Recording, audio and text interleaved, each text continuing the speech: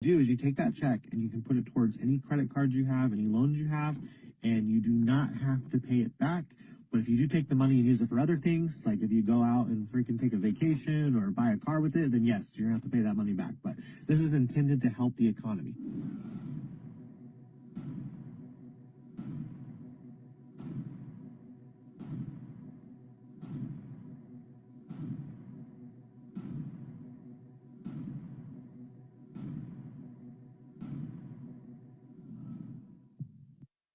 How do you always look so slim and energized? They ask. This discovery is the fastest metabolism booster on the planet, a surprising ice trick that certain researchers believe could significantly boost weight loss results. It all started...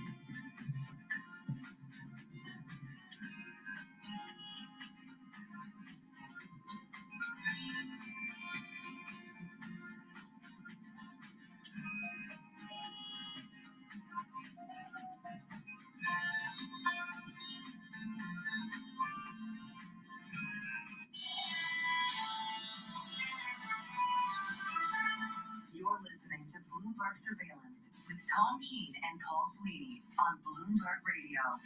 Good morning, everyone. Paul Sweeney and Tom Keene here with Red and Green. The Dow is a negative 500. One of the stocks, a hospital stock, off a cliff. What's it mean? Let's take a look at some stocks on the move today. We're joined by Lisa, Stock Movers Mateo. You got it. And we're going to start with them. We're going to start with United Health because their shares have really been down as much as 20% before the bell. So here's the basic rundown. It cut its earnings outlook for the year, reported first quarter earnings below estimates, but it pointed to this surprise jump in medical costs that they say were far above what it expected. I mean, they're the largest seller of Medicare Advantage health plans, right? They also cited unanticipated changes in its Optum healthcare delivery business, and that's affecting reimbursements. But the analysts are basically what they're saying is that it's rare for the company to cut its guidance because it typically forecasts a little bit more conservatively, and it's often raises the outlook as the year progresses. So that's kind of the difference there. But it's affecting other ones. We see Humana, their shares were lower. CVS Health, companies like that, their shares were also lower this morning. So it's starting to affect other companies like this trickle-down effect. And then shares of Hertz, they have been up as much as about 20%, but yesterday, 56% up that much at the close yesterday. That was his biggest gain ever, and that's when the news came out. CNBC said that Bill Ackman's Pershing Square Capital had taken a nearly 20% stake in the company. So if you're looking for the specifics, in the filing it said it bought 12.7 million shares that were valued about $46.5 million. CNBC later reported that position was about 19.8 because it included shares and swaps. But what it does is it makes Pershing Square the company's second largest shareholder. But we all know how Hertz has been changing. Remember when they bought all those Teslas, right? They had the problem with that. So it's really been going down. The stock is falling. It's a mess. You are? Okay. I walk right up to, I didn't go to the counter. I just go right to the car. We rented a Hertz car a number of years ago up in Maine, land of black flies, and the overage on top of the bill were insulting. They built the ticket up like I've never seen. Yeah, I don't know. I like it. Yeah, I'm a fan. So they do very, very well. Did you run the Tesla? No, that's a Hummer. You didn't do that. No. You get the Hummer, right? course, yeah. Okay, next. Okay, Eli Lilly, their shares have been down as much as 12%, and it has to do with the battle for weight loss drugs, right? We've been talking about it. Lilly getting some good news because they've been working on this experimental GLP-1 pill. Everyone has the shots. Yes, and everyone's like, oh, the shots, I don't know, but the pill is what everyone's talking about. So the new data show that it worked just as well as Novo Nordisk Ozempic shot, which is interesting. It showed patients lost about 16 pounds, 7.9% of their body weight. And what's even more is that they haven't even lost, like reached that plateau, so it could show they have more to lose on top of it. But the biggest difference was the blood sugar levels, because that's what a lot of people go on it do it for. The pill lowered the blood sugar levels by an average of 1.3%. I've been administering this shot for a long time now to a certain somebody, and easy peasy. Okay. But the side effects are pretty noticeable. Like the nausea thing is yes, I have someone I know who was doing the shot, and the nausea and the bathroom runs are a little tough. Come on, just a family entertainment. Sorry, I'm just putting it out there. One more. TSMC rose as much as 5%. The reason why it just forecast sales second quarter beat estimates. It also kept its growth outlook for 2025. Expectations AI, they say revenue doubling. So good forecast for AI. Thank you. The stock movers this morning. You can listen to our new stock movers podcast. It's a 5-minute episode. You can subscribe for the biggest winners and the losers in the stock market and immediate success for our equity team. Look for that out at YouTube podcast, Apple, Spotify as well. ECB cuts interest rates. Lagarde is speaking. The key headline: downside risks to economic growth and increased more tariff talk as well. Finally, decent weather this April in New York. They are forever young. Simon and Garfunkel. February to 2.2%, while debt securities issuance by firms grew at an unchanged rate of 3.2%. At the same time, credit standards for business loans tightened slightly again in the first quarter of 2025, as reported in our latest bank lending survey for the euro area. As in the previous quarter, this was mainly because banks are becoming more concerned about the economic risks faced by their customers.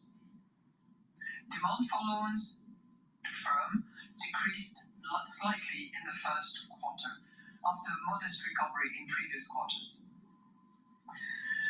The average rate on new mortgages at 3.3% in February increased on the back of earlier rise. Hello, this is Dr. Paul Cottrell. We are doing a live stream on Rumble, YouTube, my website, the-studio-reykjavik.com, and doing a simulcast on X Spaces. So if you'd like to watch the market telemetry, take a look at the live stream on YouTube or on my website. But you can get both versions on the website, the larger screen and then the one with the telemetry. Now, the way that the dashboard is designed, everything is real time with these different assets that I put up on the screen. So you can take a look at the tickers, you can watch the price action, and then there's also a stream of news that comes through Dow Jones.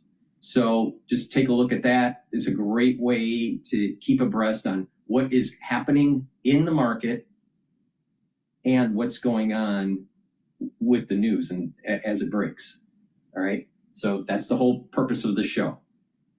It's supposed to be interactive. So if you have a question, type it into the chat or join X Spaces, ask for the mic, and you can ask your question or tell me your opinion about what's going on with the news that we're covering. But thank you for joining. I greatly appreciate it. Please help support my work by making sure that you subscribe. I have 7 channels. I have 4 channels on YouTube, Brighteon, Bitchute, and Rumble. I have so many channels on YouTube because of the censorship and the strikes. I have to move the live feed because of the censorship. So please bear with me with that problem with YouTube. So please subscribe to all 7 channels. All the links are in the description of this video and all my videos. Now, share the links, ask your social media to follow me so I can create a larger audience so I can teach them how to improve their health and also how to navigate through tumultuous markets. I do all these videos for free. So please help support by purchasing the products on my store, by subscribing and asking your social media to follow me. You can also donate if you'd like to donate. You can donate on my website, the-studio-reykjavik.com. You can donate through Stripe, PayPal, or Buy Me a Coffee on my website, or you can be a paid member to my Patreon channel. It's through the ones that donate are paid members and the ones that purchase the products, the different products that I offer on my store, that allows me to do these videos for free. I greatly appreciate all the patronage that has taken place over the years. Please help support, and better yet, get healthy by getting the products and stacking them the way I tell you to stack them. So with that, let's go back to the news.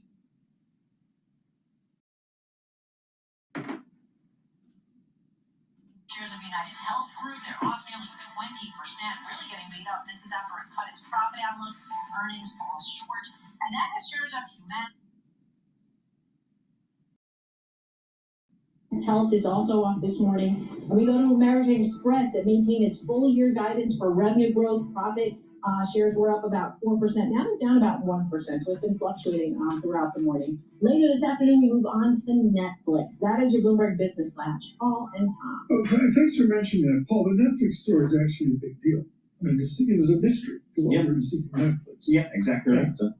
So here's the idea, folks. There's a lot of young MBAs. They went to all the right schools. They're doing the CFA. They got a trust fund. They're 6'5", like the song this summer.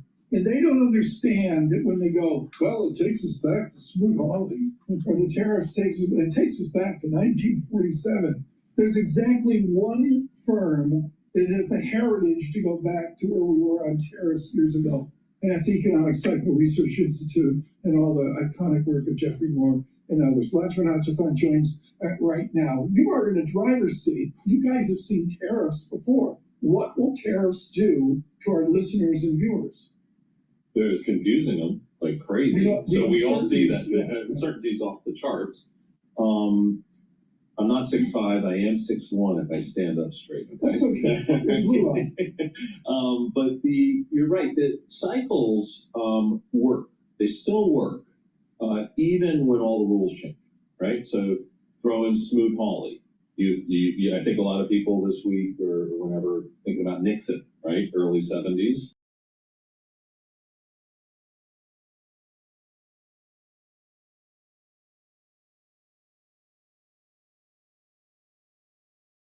Going on there, or even coming out of COVID, right? Just crazy stuff.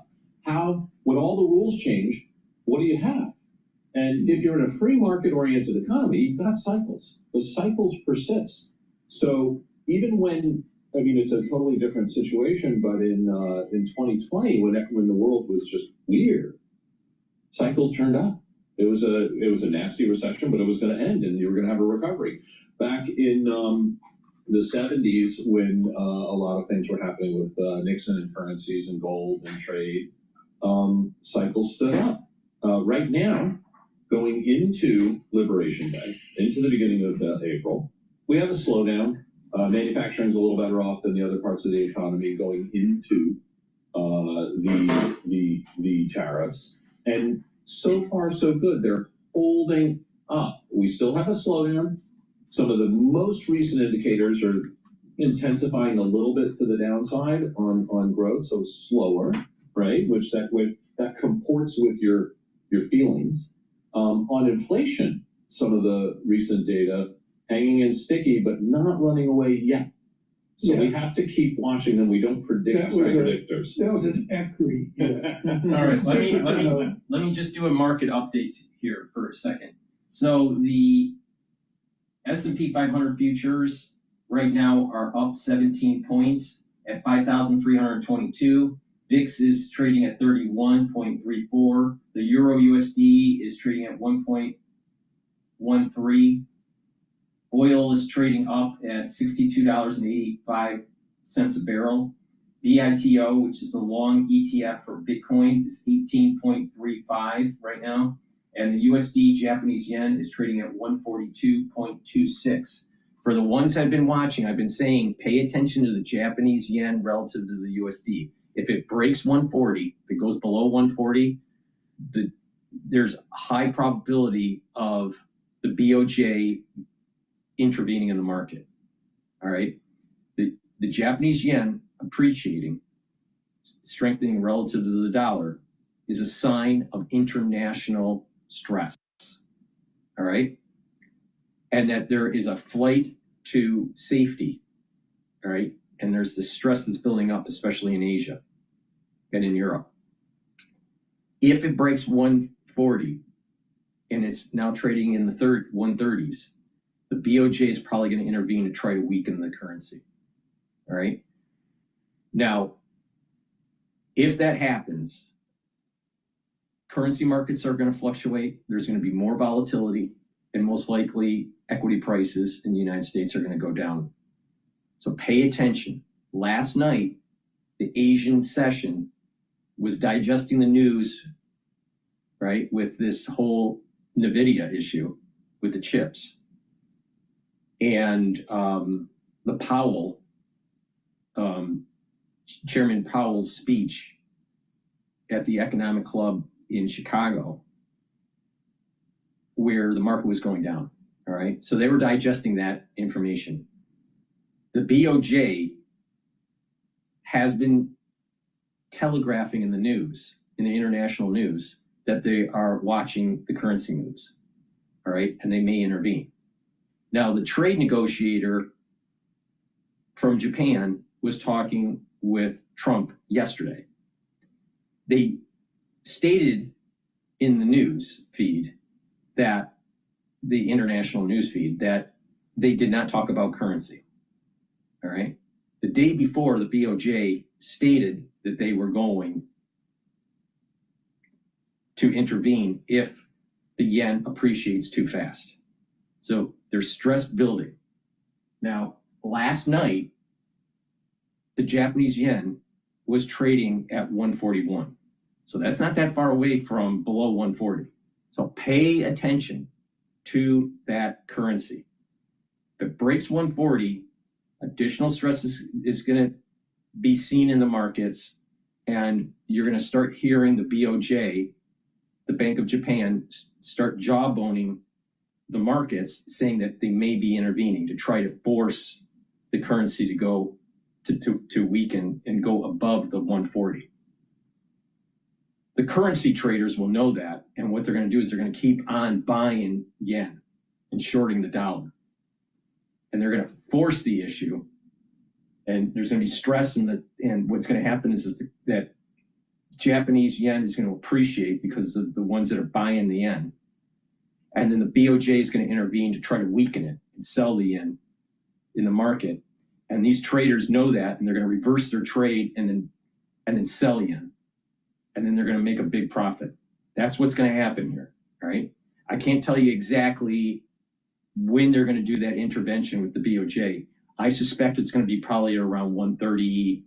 I wouldn't be surprised if it was 137. All right. But it depends on other factors, like what's going on in Europe, what's going on in the United States, what's going on in China. But a key point is that break below 140, stress is building in the market, and the BOJ is going to intervene. But it doesn't mean that they're going to intervene immediately.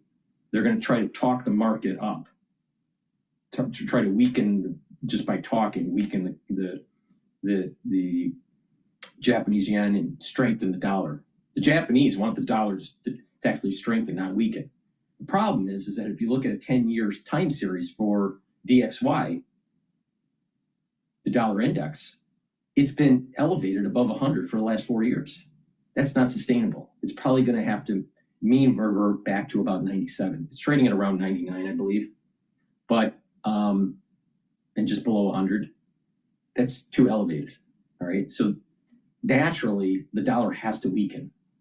But that also means that the yen has to appreciate. But they're caught in a pickle. The BOJ is caught in a pickle. All right. So pay attention.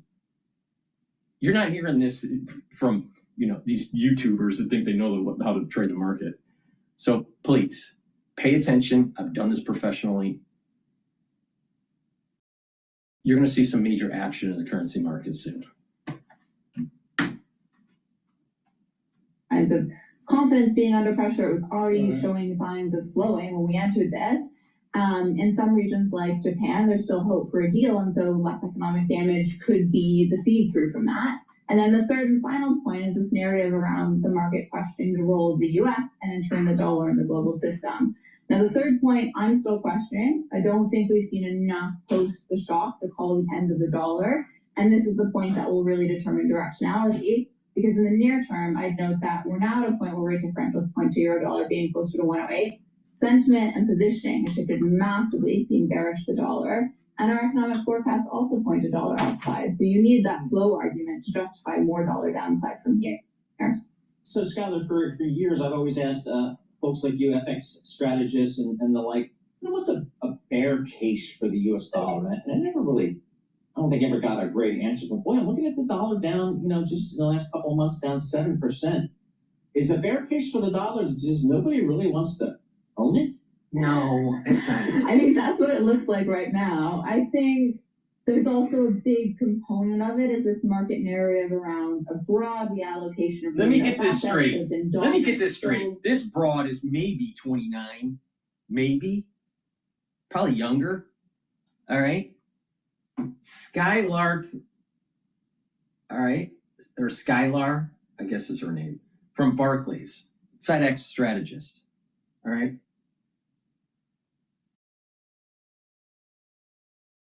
She's too young to understand these market moves. All right. That's one problem with her. But the other problem is that you got to understand that you can't just look at the last 6 months. Sweeney from Bloomberg, who used to be an investment banker, that should know this. You got to look at time series like 10 years. When you're looking at currency, when you're looking at bonds, you got to look at a 10-year or 15-year time series because they're macro moves. They're not micro. And so it takes more time to actually see the actual pattern. The dollar has been elevated because of the post-COVID era, above 100. It is unsustainable. It is more at a normal level at about 97 for the DXY. So the dollar is going to weaken just by fundamentals of just looking at the normal average rate for the last 10 or 15 years. All right, take a look at a time series, 10-year time series. If anyone's saying, "Oh, the dollar is weakening because people are bailing out of America," wrong. It's like saying if you're running and you got a lot of adrenaline in your bloodstream, and then all of a sudden you stop running because the marathon's over, that somehow your body's crashing. You got to understand when the data is taken and what and in what context. What's the overall short-term and long-term context? The long-term context for the DXY is that the dollar has been elevated for the last 4 years. Now, why do you think that is?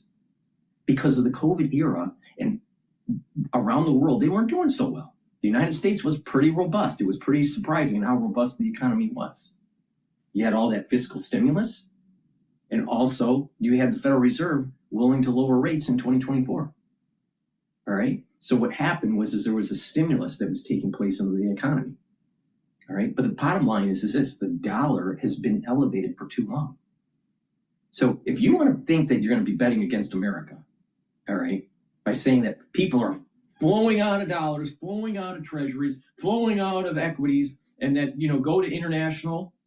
Wrong. You're gonna lose out. You're gonna lose out on this opportunity here. All right. The dollar is gonna weaken, but it's a natural occurrence. It's not because of some sort of behavioral change with investors. Because you just look at the time series. We've been in an age where the dollar has been too strong because of the post-COVID era.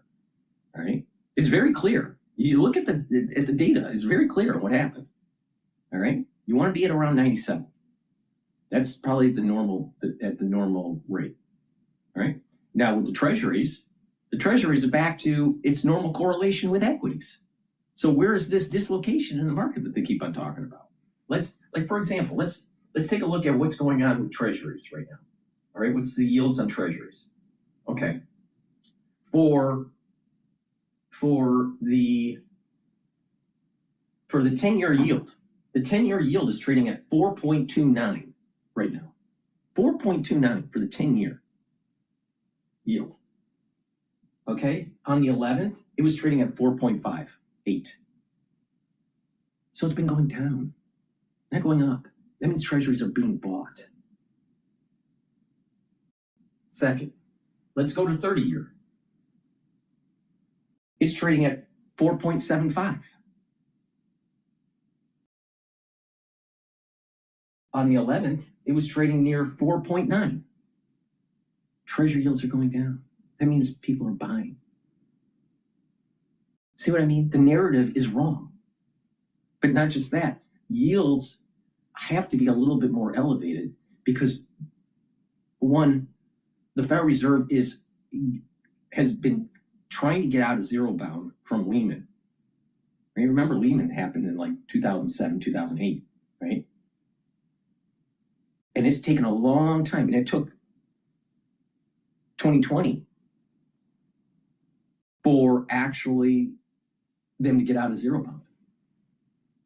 All right, to start elevating. So we've been having this low interest, low yield on bonds since Lehman has been artificial because of the quantitative easing and the support of the Federal Reserve in the bond market for just under 20 years.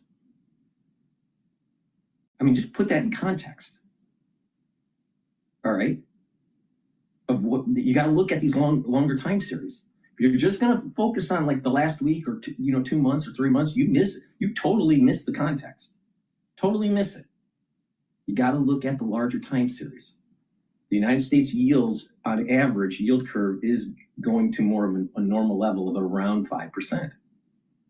Now it's going to fluctuate. It's going to go up a little bit. It's going to go down a little bit. If the Federal Reserve lowers rates, it's going to go down a little bit. If the Federal Reserve has to raise rates because of inflation, it's going to go up a little bit. But it's going to be around that 5. That's normal. That's normal.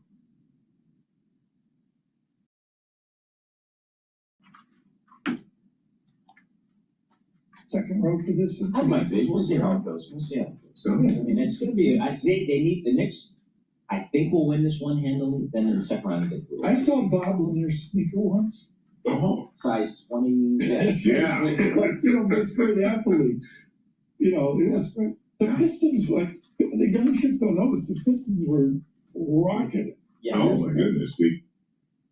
Let me do a product plug while they're talking about sports here. Please go to my store, the-studio-reykjavik.com. Get the Max 14 or the Max 35 or the Cleanse version. Now they're all at different price points and they're all at different parts per million. The 14 is 14 parts per million. Cleanse is 30 parts per million. And Max 35 is 35 parts per million. You take it the same way. Teaspoon a day, swish it in your mouth, gargle, 20 or 30 seconds, swallow. It's going to help to boost up your immune system. They're at different price points and different PPMs for people's different affordability. If you're not feeling well, take a tablespoon or 2 a day and then go back to your maintenance dose once you feel better. All right? Boost up your immune system with the Max 14, the Max 35 or Cleanse. Go to my store, the-studio-reykjavik.com. Use discount 5 and you get $5 off any order. It's discount 5, all caps, discount, and the number 5. If you buy $150 or more on my store, you get a free gift until supplies last. All right, let's go to Al Jazeera. They're talking about Gaza right now. The Emir of Qatar also commented on the situation in Gaza when he met with the Russian President Vladimir Putin in Moscow. He said mediation efforts are continuing. The tragic situation we're witnessing now in Gaza and the daily killing must stop. As you know, we reached an agreement several months ago, but unfortunately, Israel did not abide by this agreement. However, we as Qatar, as mediators, will strive to bring the viewpoints closer together in order to reach an agreement that ends the suffering of the Palestinian people, especially in the Gaza Strip, and now we're also seeing it in the West Bank.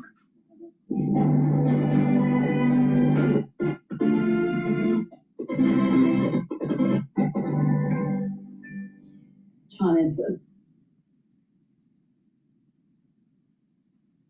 a three-nation-state visit to Southeast Asia. He's been rallying support and bolstering trade relations in the face of US tariffs. President Xi is expected to meet with Prime Minister Hun Manet and other senior officials. China is Cambodia's biggest trading partner and investor. Katrina Yu has more on President Xi's regional tour from Beijing.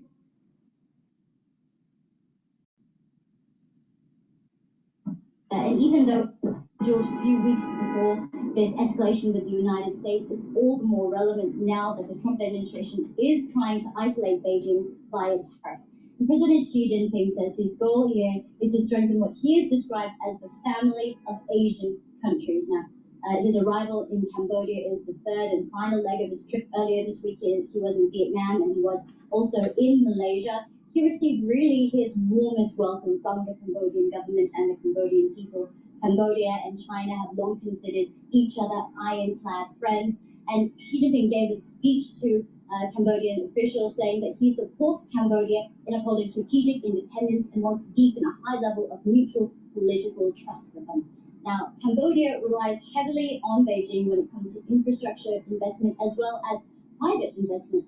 Chinese companies have poured billions into developing plants and factories in Cambodia, and many of these ship clothing and footwear to the United States. This is a big reason why we've seen the Trump administration put such a large tariff on Cambodia, though it is currently on hold, 49%. So while Xi Jinping is in Cambodia, we also have officials there trying in the background to do a deal with the Trump administration. And Xi Jinping, for his part, wants to prevent any deal being done that would be cut at Beijing's expense. Now, while that is happening, we've had confirmation from the White House that China itself faces an increased tariff from the U.S. The Trump administration has said it will hike tariffs on Chinese goods up to 245%. Now, China says that this tit-for-tat tariff engagement has become a joke, that it will no longer pay heed to these tariff increases, but it has said that this has become a numbers game, and economically it makes no difference. It's repeated this message that China doesn't want to fight, but it is not afraid of one and won't back down from one. For its part, Beijing is unlikely to risk up to this 225% tariff by increasing its own tariff on U.S. goods, which now stands at 125%. However, it could mean that Beijing will resort to other means to retaliate against the U.S. Katrina Yu, Al Jazeera, Beijing. Let's get more on this with Chang Vanarith. He is chairman of the Advisory Council of the National Assembly of Cambodia and Cambodia's defense minister. He joins us now live There seems to be some sort of audio problem. Al Jazeera. All right, I'm going to go back to Bloomberg here. The chief investment strategist at iCapital. Anastasia, let's get right to it now. Do you maintain a bull market call? I don't. Not at this near-term outlook of time frame anyway, Tom. And the reason for that is we really have to. No, she's totally fucking wrong. He didn't even speak for 30 seconds, so I can tell you she's wrong. You know why?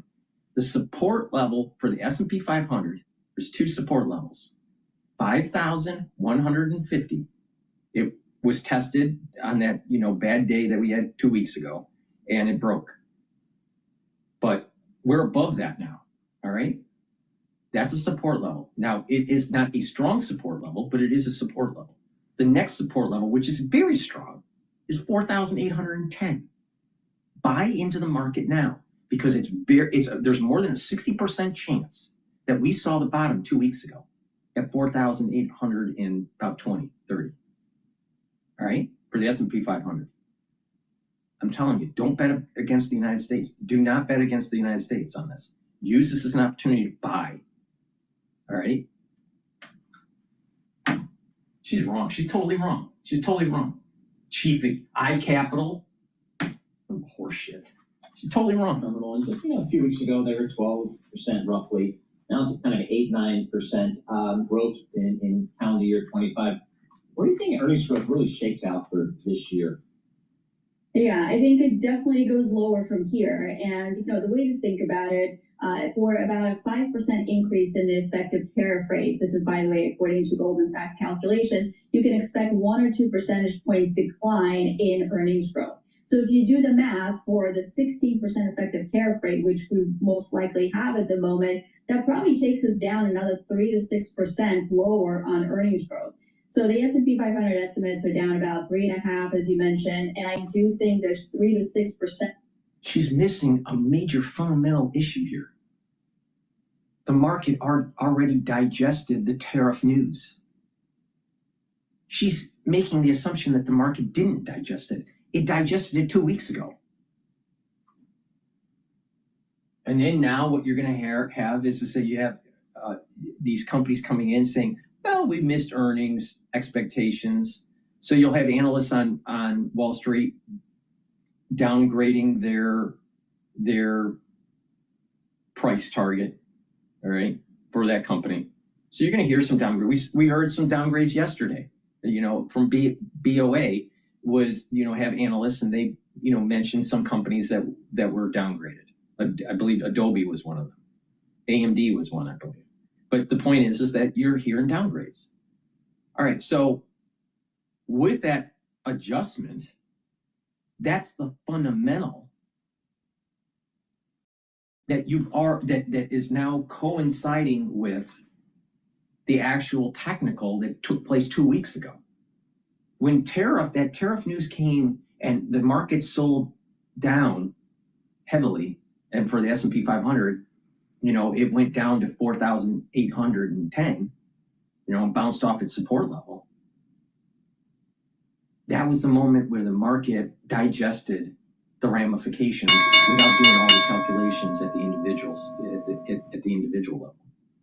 So I've already developed that floor. That's why I'm saying that 4,810 is a major support level. Now, could it break? Yeah, because there could be there could be additional news out there that will make the market think that maybe these tariffs are going to erode growth in the economy. But the chances are what's going to happen is most of those countries that are making those deals are going to reach some sort of equilibrium with the United States and reach a trade agreement with Trump. And then the big elephant in the room is going to be what the United States does with China and what what China does with the United States. Now, President Xi already telegraphed that he was done with the tariff escalation. Now, there's other levers that they're going to use. So that's all that information has already been digested in the market. So now, if you start hearing, now most of Wall Street wants the Federal Reserve to intervene. They want to lower the rates, which if they lower the rates the wrong time, it's going to be inflationary. So we got to be careful. Unemployment has to go up above 5%, and inflation has to go down below 2% before the Federal Reserve intervenes. That's my take on it, all right? Or it'll be inflationary. But the market, these analysts, they're going to be downgrading these stocks, all right, through earnings season. The stocks are going to get hammered. The market's going to go down, but a little bit. But what's going to happen is now they're jawboning in the news, the analysts, to try to push the Federal Reserve to lower rates. And then when there is a little bit of a sign that potentially that the Federal Reserve will lower rates, the stock will radically go up because they're expecting the Federal Reserve will lower rates. Now, when the Federal Reserve says we're going to hold, then its stocks go back down. So we've already seen, the point I'm making here is that from a technical level, we already have seen the effects of tariffs on the market. Now you're going to start seeing the fundamentals come in on the balance sheets and the P&Ls of these companies saying that it's affecting their bottom line. But there's going to be a feedback with investors saying that means that there's a higher probability that the Federal Reserve is going to lower rates and therefore they're going to buy in. We already saw the bottom. That's the point I'm making. If you're not bullish on the S&P 500, you're a fucking retard. This will be the last chance for you for the last 4 years to actually buy in to the S&P 500 at a decent level, because it's going to skyrocket, especially when they pass tax cuts. States, if this results in a new world order reaction to tariffs and non-tariff barriers do drop, then maybe we do have this onshoring investment boom. And so you have to allow for the possibility, especially given the tax policy in the U.S., which seems so favorable. She can't be negative. Wait, but she said that she wasn't bullish.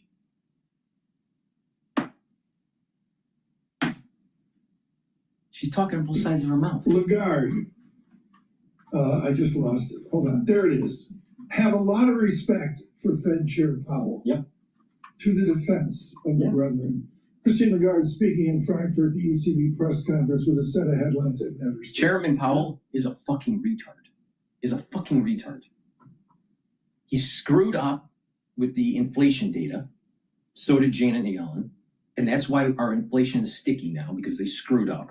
They thought it was transitory and didn't react. And then when they realized it wasn't transitory, he didn't shock therapy like Volcker did back in the 80s. Because he was afraid. He's not a real leader. Leaders need to lead, take risk, not sit on the sidelines and play patty cake. You know President Trump is comparing them. Yeah, He's absolutely. Like, okay, Lagarde can cut rates, why can't you? Right. I mean, here's Lagarde with the headline, folks, that says it all. A 50 basis point cut, a half a percentage point cut was mentioned, comma, but strong rally around 25 basis. Yeah. Moderation. Yeah. So obviously here, but they're not targeting any exchange rate per se, but they're cutting rates because they know that the world out there is uncertain. And See, they want to keep on cutting rates. I've watched so much of this stuff over the years, like 20 years. In 30 seconds, I can tell you what they're going to say. They're pushing rate cuts from the Federal Reserve. They don't want to admit that the inflation you have is because the Federal Reserve cut rates too early in 2024 and didn't react with shock therapy when they realized that they screwed up with the reading of the inflation data during the Biden administration. None of them are willing to say this. That's the reason why you have higher goods in terms of price, because they're all about the addiction from the Federal Reserve. Yet they'll get on a soapbox and say that they're all for free market capitalism. If they're really for free market capitalism, then why are they always aligning themselves with the Keynesians and not with Hayek? Come on. All right. Good morning. The markets have opened up. Let's take a look at what's going on. All right. The S&P 500 is trading at 5,292 right now. All right. It's up 16 points. The VIX is trading at 31.22, so it's elevated. I would like to see that VIX at the low 20s or the high teens. All right. But it is elevated. Now, the Euro USD is trading at 1.13. Oil is trading at $62.58 a barrel. BITO is trading at 18.39. And the USD Japanese yen is trading at 142.21. Watch the Japanese yen. If it breaks 140, you got a problem. Okay. Now, let's take a look at... Let's go to CNN and their take on Powell's speech from yesterday. All right. Now, again, Powell screwed up. He screwed up multiple times. Inflation reading, thought it was transitory, made the same mistake as Janet Yellen. Maybe it was done on purpose. You ever wonder that? Didn't do shock therapy when they realized that they read the data wrong. And lowered rates in 2024 when they should have stayed steady. All three of those are the reason why you have higher inflation.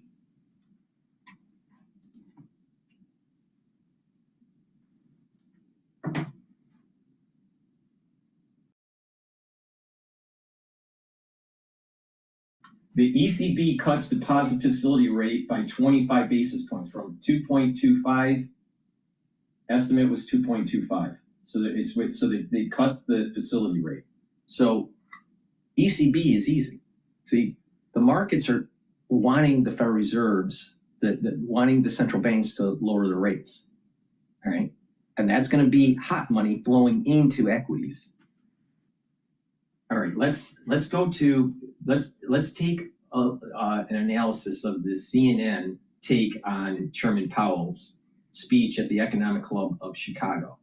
Now, again, I am not a big fan of Powell. I think he's a retard, literally a retard.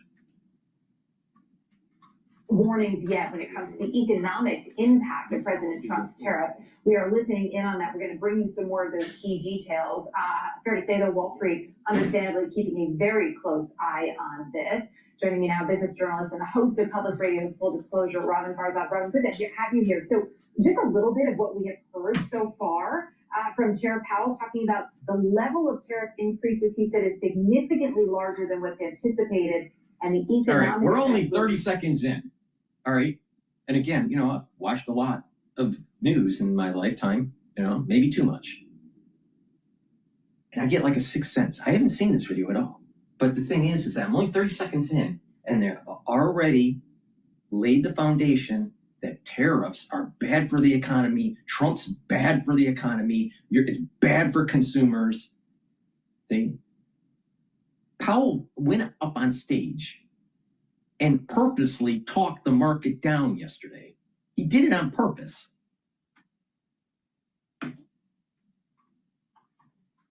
He says that includes higher inflation and slower growth. These are stark comments. They're very direct comments, especially coming from Jerome Powell. Yeah, and it throws a monkey wrench kind of into his dual mandate. And wouldn't it have been so nice to mention, if we had a stronger manufacturing base, maybe we wouldn't be jumping up for joy at 3% growth, but maybe we would have, be jumping up for joy at 5.5 or 6% growth. We've destroyed the economic clustering in the United States the last 35 years. But let's not talk about that. Inflation under control and keep unemployment low. So what do you do if it's an exogenous shock? I mean, the playbook says you can go back to 1930 and look at the Smoot-Hawley tariff, and that was only 17 years after the Federal Reserve was founded. So you only have so much of So here's a perfect example that earlier in this transmission I was talking about. You need to take a look at a long time series, all right, to get the context. All right.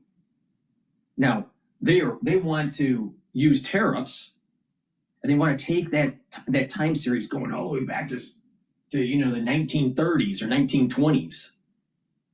All right, where the economies, technology, the world is radically different than the 1920s.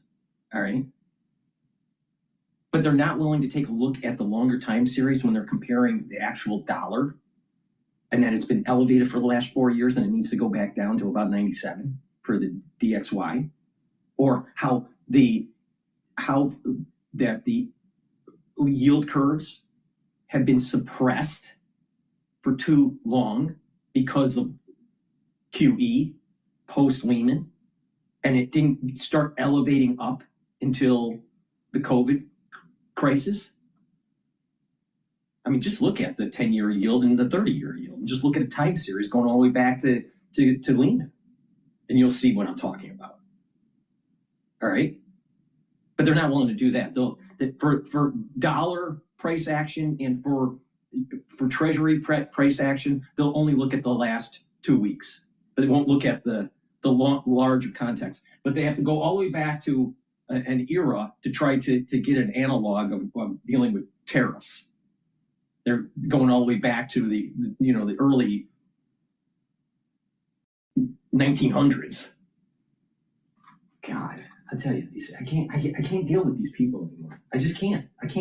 I need to just put myself in a bubble and just be protected from retards.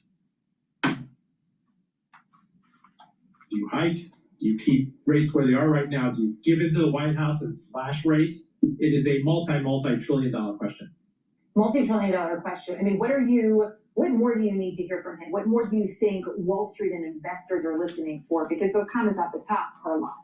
I'll tell you, we're only a minute and 19 seconds. All of Wall Street wants to hear just one word to make sure that their drug dealer gives them what they need. And that drug dealer is the Federal Reserve pumping more money into the system. That's all they care about. And the moment that the Fed says, well, wait a minute, we're not going to lower rates, Wall Street has a shit fit.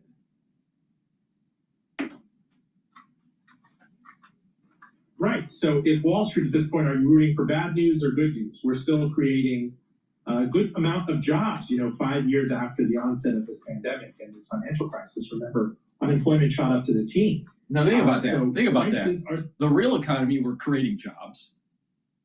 All right. So we have low unemployment. I think too low of unemployment. All right. And we also have elevated prices above the 2% target. And Wall Street is praying that there is going to be jobs that are hemorrhaged in the economy so the Federal Reserve eases.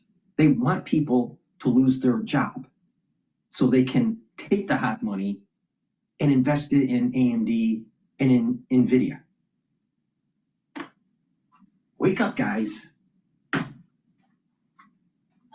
Still a concern. There are still inflationary pressures across the economy. And if suddenly this gives cloud cover to a lot of companies preemptively, car makers, apparel makers, Walmart, Target, to go out and hike prices just purely in anticipation of inflation, and also the crackdown on immigration is on the margin inflationary. It's not going to free his hand to cut rates the way many people in MAGA and the White House and traders on Wall Street are romancing.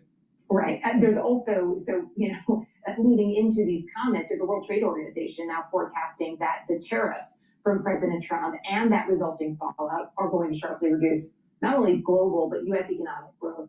And they've said to expect the expectations for global trade this year have, quote, deteriorated sharply. Put that in perspective. The fact that it's deteriorated sharply, I mean, how do you really think, after going 5 years ago, where we had a major disruption in the supply chain because of the crisis of 2020, you really think that what we're going through right now is as disruptive as what we went through in 2020 or 2021? Hell no. Hell no. Let's go back to Noam Chomsky. He wrote a book, Manufactured Consensus. And that is exactly what is happening in the news media. They're manufacturing some sort of belief system, and that is trying to fight globalists and bringing back jobs and building up the economic clustering for America is bad. That's what they're trying to manufacture. They're trying to manufacture this consensus. They don't want to bring back real manufacturing jobs. They want to manufacture this false belief in the media that going against globalization is a bad thing for consumers.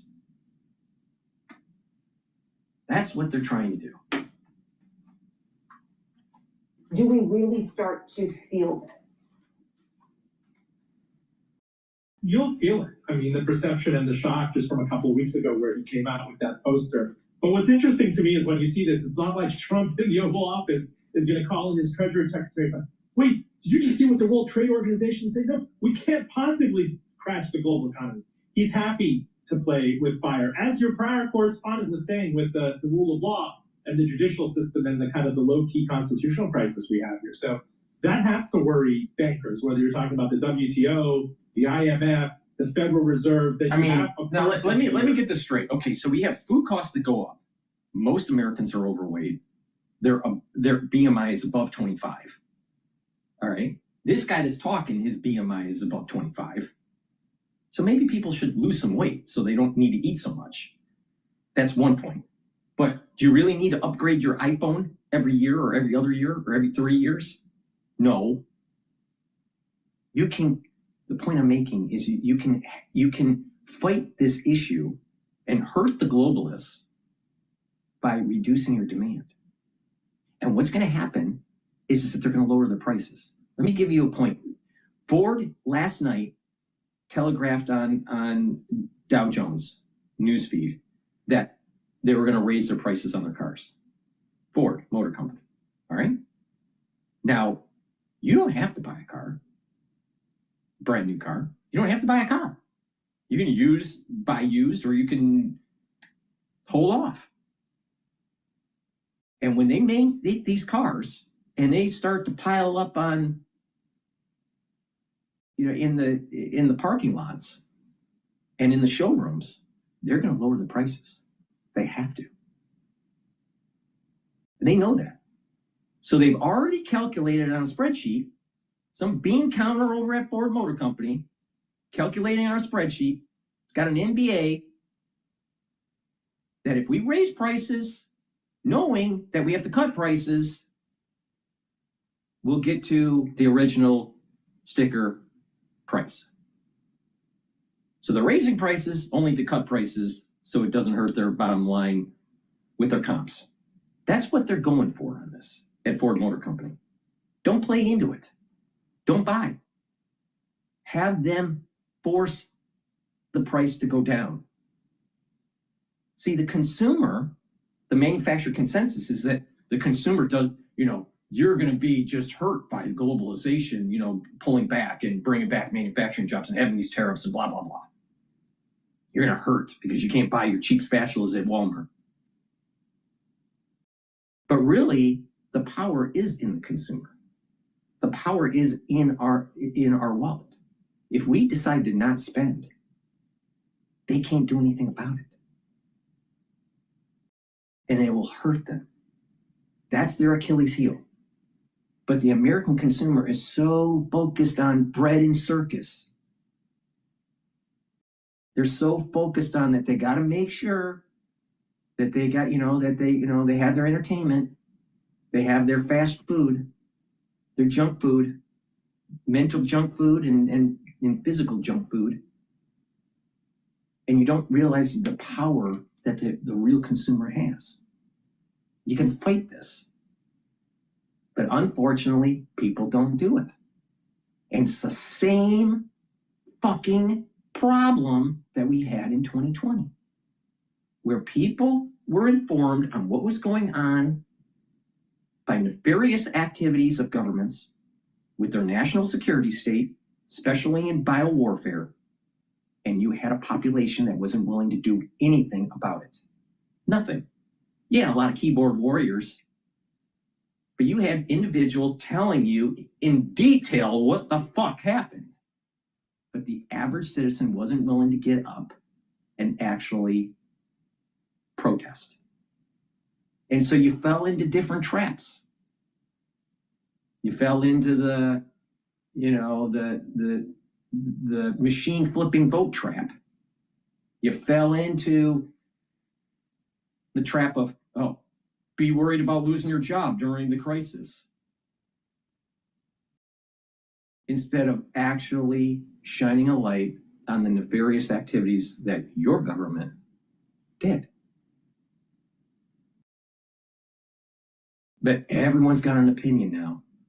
Keyboard warriors, everyone's got an opinion, just like everyone's got an opinion that the dollar is falling, the treasury yields are going up, people are dumping treasuries, the correlations are broken down, there's dislocation in the market. No. That's all eye candy. And by the way, the dislocation mean reverted back to normal location.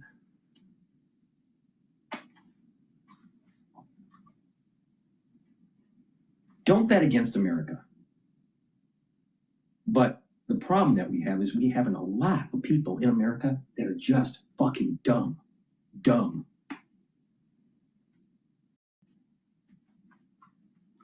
Who believes these things work, believes in his methodology, going back to the 80s, that tariffs are good and we need to protect ourselves and cover our bases. And there's no evidence to prove that it actually works in real multi-trillion-dollar reality. And who often puts pressure, right, at least through social media. But status quo is so important. Status quo is so great. Just just throw away your manufacturing capability in the United States, throw away your economic clustering, and oh, by the way, you can't build a aircraft carrier anymore. No, because we decided to throw away our shipyards. Federal Reserve telling the Federal Reserve, interestingly, to stop playing politics and basically do what President Trump wants. It'll be interesting to see what the reaction is to these comments once Jerome Powell finishes speaking. Robin, we have to leave it there, but great to talk to you. Thank you. Moments ago. Meanwhile, GM is advertising on CNN. Maybe the better question is, how much of it can you handle? In the GMC Sierra EV Denali, we are professional grade. Let me get this straight. You're professional grade, but you're an EV, and you're out in the desert, building something, all right, where there's no charging station. Professional grade, really. I'm telling you, if it ain't a combustion engine, it ain't professional grade. Fed Chair Jerome Powell giving his starkest warning yet on President Trump's tariffs. The level of tariff increases announced so far is significantly larger than anticipated, and the same is likely to be true of the economic effects, which will include higher inflation and slower growth. Tariffs are highly likely to generate at least a temporary rise in inflation. The inflationary effects could also be more persistent. Wall Street clearly not a fan of this new message. Joining us now to discuss, CNN business editor at large Richard Quest, who's actually live this hour at the New York International Auto Show. I imagine there's Wall Street doesn't like it because the Federal Reserve just signaled that they don't want to lower rates. And they're having a shit fit because you got Wall Street, they're a bunch of opium addicts from the Federal Reserve. a little bit of chatter about this there too.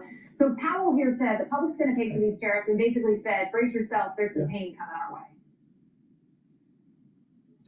Yes, and although he had said this before, just a few weeks ago, he sort of alluded to it and made some tangential reference. This time it was full throttle. Anybody who's used to Fed speak knew exactly what Powell was saying, that inflation is going to go up. The worry is that that inflation, once it arrives, will be persistent on top of that which is already in the system. And, you go 1 + 1 + 1 equals, it means that the Fed won't be able to lower interest rates. Because what the Fed chair said is that the dual mandate, full employment, price stability, are now about to go into conflict. They're going to have higher inflation, and that's going to mean higher interest rates for a longer period. How much longer, how high, what they're going to do, no one knows because it's so uncertain. Chairman Powell, take my advice, just in case you're watching. Shock therapy the system, raise the rates, shock the system, and then lower the rates. Shock the system. That's what it needs.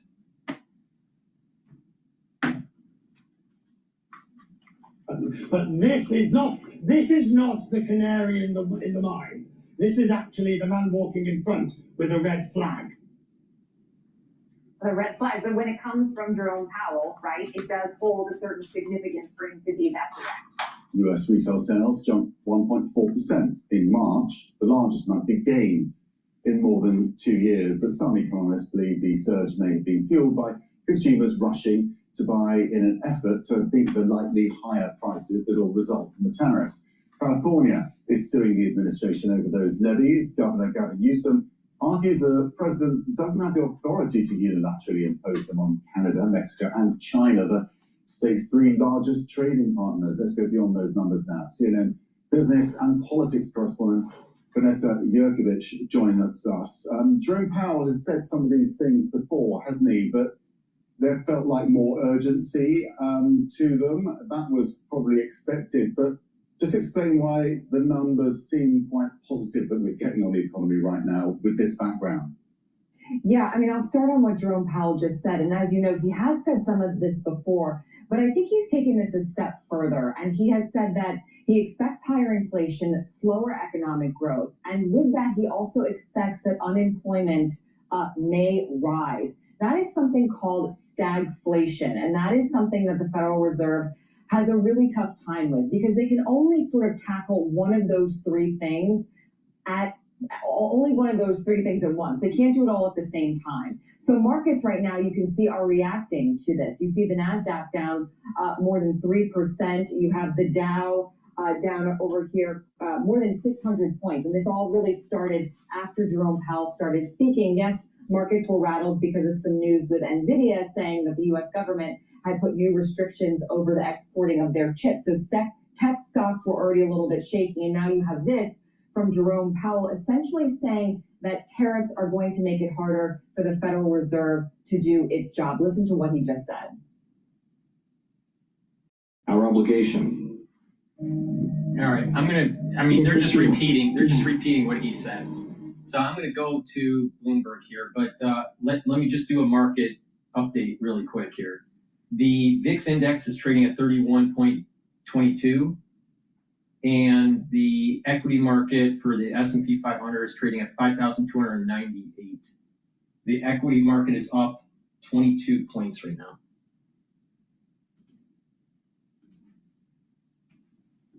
We always want to have this crystal ball thing going. Yep. And it's how you interpret the crystal ball. Well, Paul, you worked on sell side for a long time as well. What's kind of your thought process over the decades that you did this? Well, I mean, Is this an interview? Yes. This is crazy. I can flip it on both ways. She's working her story. I mean, here, I'm like everybody else. I'm like, I don't like uncertainty. I mean, you can tell me where the GDP is going to be, then I can tell you where my top line's going to be, where my profit. Well, what's tricky is because the GDP numbers a lot of times when I'm talking to portfolio managers so backward looking. So there's other measures like GMA, Gina Martin Adams at Bloomberg Intelligence. She has a few different models she likes to look at that uses like capacity utilization and other manufacturing metrics, and she's been spot on the last few years. Jess Madden, thank you so much. With econometrics, you throw enough variables into something, and you're eventually going to have a model that seems to be working. Then all of a sudden, it doesn't. See, this is the problem with econometrics, is you start with a few variables and it seems to be working okay, and then it starts to break down, and then all of a sudden you have to add in more variables and more variables and more variables. This is very prevalent when it comes to algorithmic trading, all right? And you're using these dynamic variables and updating parameters and all this stuff, all right? You gotta be wary when they say that they're modeling the market, right? And they have these. Invariably, what happens is the models break down, they have to be thrown away, and you have to rebuild them all right? So she said, oh, she's really accurate in the last few years. Well, few is like 4. Well, like I said, you start looking at these things at 10-year time series, these models don't work very well, all right? Because of changing dynamics that are almost like black swans. There's these things that happen that changes the whole flow of things. And that's why econometrics, you got to be really careful. Really, really careful. What's the assumptions? And they don't tell you what the assumptions are. They just spit out an answer. That's why half of the time they're wrong. Or more than half the time they're wrong. All right. Please go to my store, the-studio-reykjavik.com. Get the structural nano silver soaps. These are very high quality soaps that I use every day. Get the charcoal tea tree, get the lemongrass, or you can get it in lavender and peppermint. Get a couple bars for your household. Use discount 5, you get $5 off. If you spend $150 or more on my store, you get a free gift until supplies last. Get these structural nano silver soaps, very high quality, help with your health and wellness. Please go to my store, the-studio-reykjavik.com. And let's talk about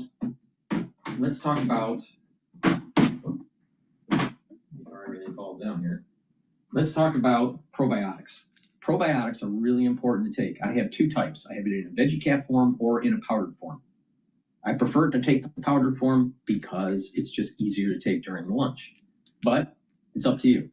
Now, taking a good probiotic is going to help with your gut biome. It's going to help you to absorb your nutrients. You're going to have a better communication with your gut and your liver. That's very important. Your liver is a major detox organ, and it is very important in producing different types of proteins, helping with cholesterol it's a very important organ, all right? And your gut and your brain. So with a good communication between your gut and your brain, you're going to sleep better, you're going to be less irritable. And a good gut biome, research that's coming out of Europe is showing that a good gut biome could mitigate early onset of dementia, all right? So that basically means that with a good gut biome, you'll have better brain health. So please go to my store, the-studio-reykjavik.com, get the probiotics, make sure you filter your water, and stay away from processed foods, because processed foods damages your gut. And when you have a good gut biome, you're helping with your immune system too. So please go to my store, the-studio-reykjavik.com, get the probiotics, take them every day. It's very important as a base part of your protocol, your health protocol. All right. Let's go to Al Jazeera right now.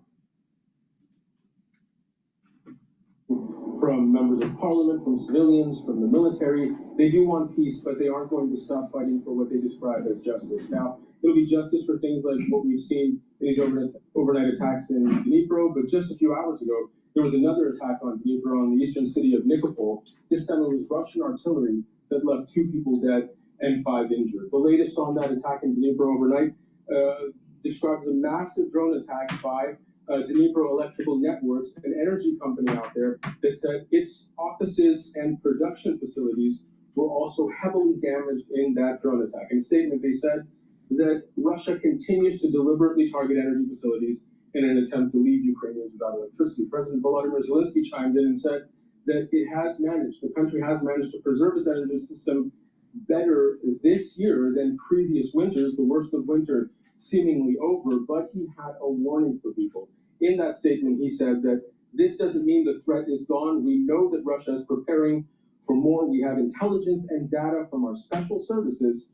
Right now, both before and after Easter, new Russian strikes are possible. Initially this morning, after several weeks of massive strikes, ballistic and drone attacks on several civilian areas. Yulia Shapovalova is in Moscow, where the emir has been meeting with the Russian president. This is the emir's official visit to Russia. So the Kremlin, of course, emphasizes the importance that he says that it promised a serious conversation between President Vladimir Putin and the emir of Qatar, and the parties are also planning to sign some mutual important documents. And we're just receiving some lines from that. Vladimir Putin has noted that relations between the 2 countries are strengthening, and according to him, Russia and Qatar have enough interesting projects. The both countries are developing them